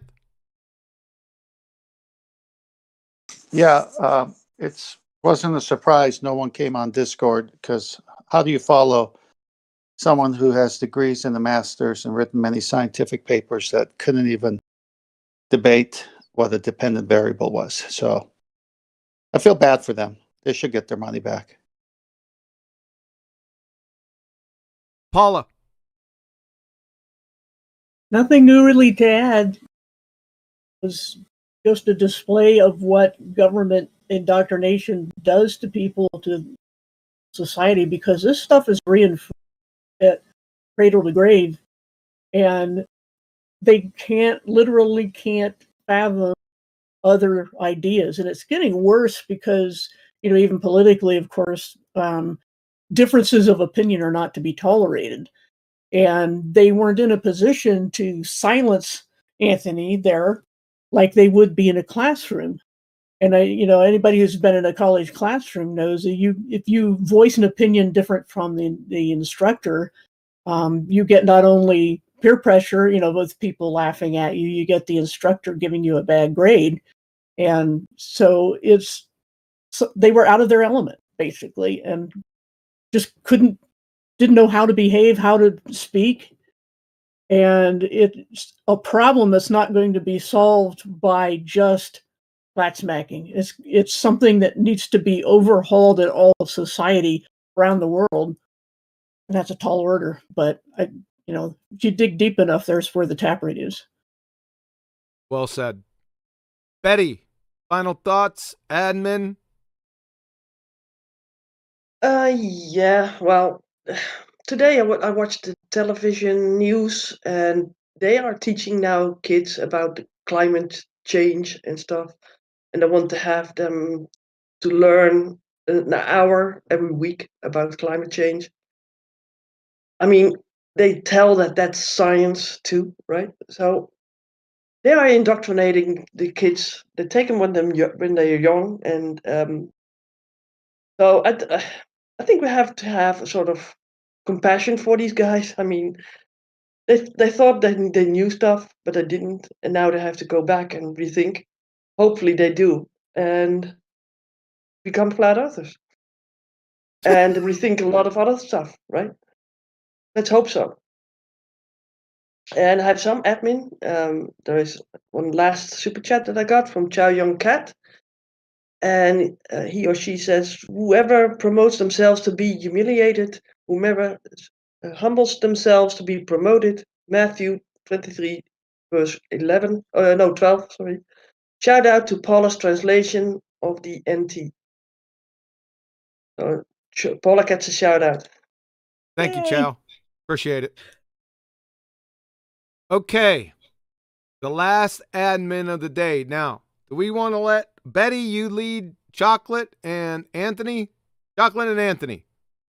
They know that the bell is the ball, right? So they have to get it right. No, I'm not. Yeah, Come on. What? I was hoping I'd make it back in How you time. I just gonna want to make- get a drink for this chocolate. Oh, hold Chocolate, on. are you feeling bullied right now? I'm feeling bullied. Hold on a second. Little bit here. Hold on a second, Chocolate and Anthony. Hold on a second. We didn't get Adam's final thoughts. Sir, final thoughts on the presentation. Go. I just think if Riley and Chocolate don't do it, Santa's watching, mate, is all I'm saying to you. Santa is watching. Cold for Christmas. Okay, come on, guys. All right. Listen, Chocolate, Anthony, get my ready God. because she's gonna lead out. Go ahead and lead out, Betty. I thought we was all doing it as like a group. Yeah, they will chime Right. in. Wait a minute, Corn Racer. Are you letting people in the chat sing with you? Get them all on mute, quick. Yeah. Just chime in. Come on, let's get a sing along here. Yeah, we're not gonna leave you on. hanging out there, Chocolate or Anthony. Yes, we're all gonna do it. I'll count you Okay. in. I'll count There you we in. go. And a 1, and a 2. Jingle bell, jingle bell, Jingle bells, jingle bells rock. Jingle bells swing and jingle bells ring. Ring. Snowing and blowing up bushels of fun. Now the jingle hop. Jingle hop begun. Now the jingle hop. Now the jingle hop has begun. I'm not hearing chocolate. I'm not even chocolate. I think the chocolate needs to do it by himself. Yeah, we need a solo chocolate. Yeah. That's all right. Right, I'll do an outro. So with that, a huge, massive, enormous thank you to Paula, otherwise known as Bible Literalist, Anthony, otherwise known as Sleeping Warrior, Chocolate Saying, the Adam Meakin of IRM, 10th Man, Chocolate Saying, myself, Nathan Oakley. Thank you for watching BALLBUSTERS.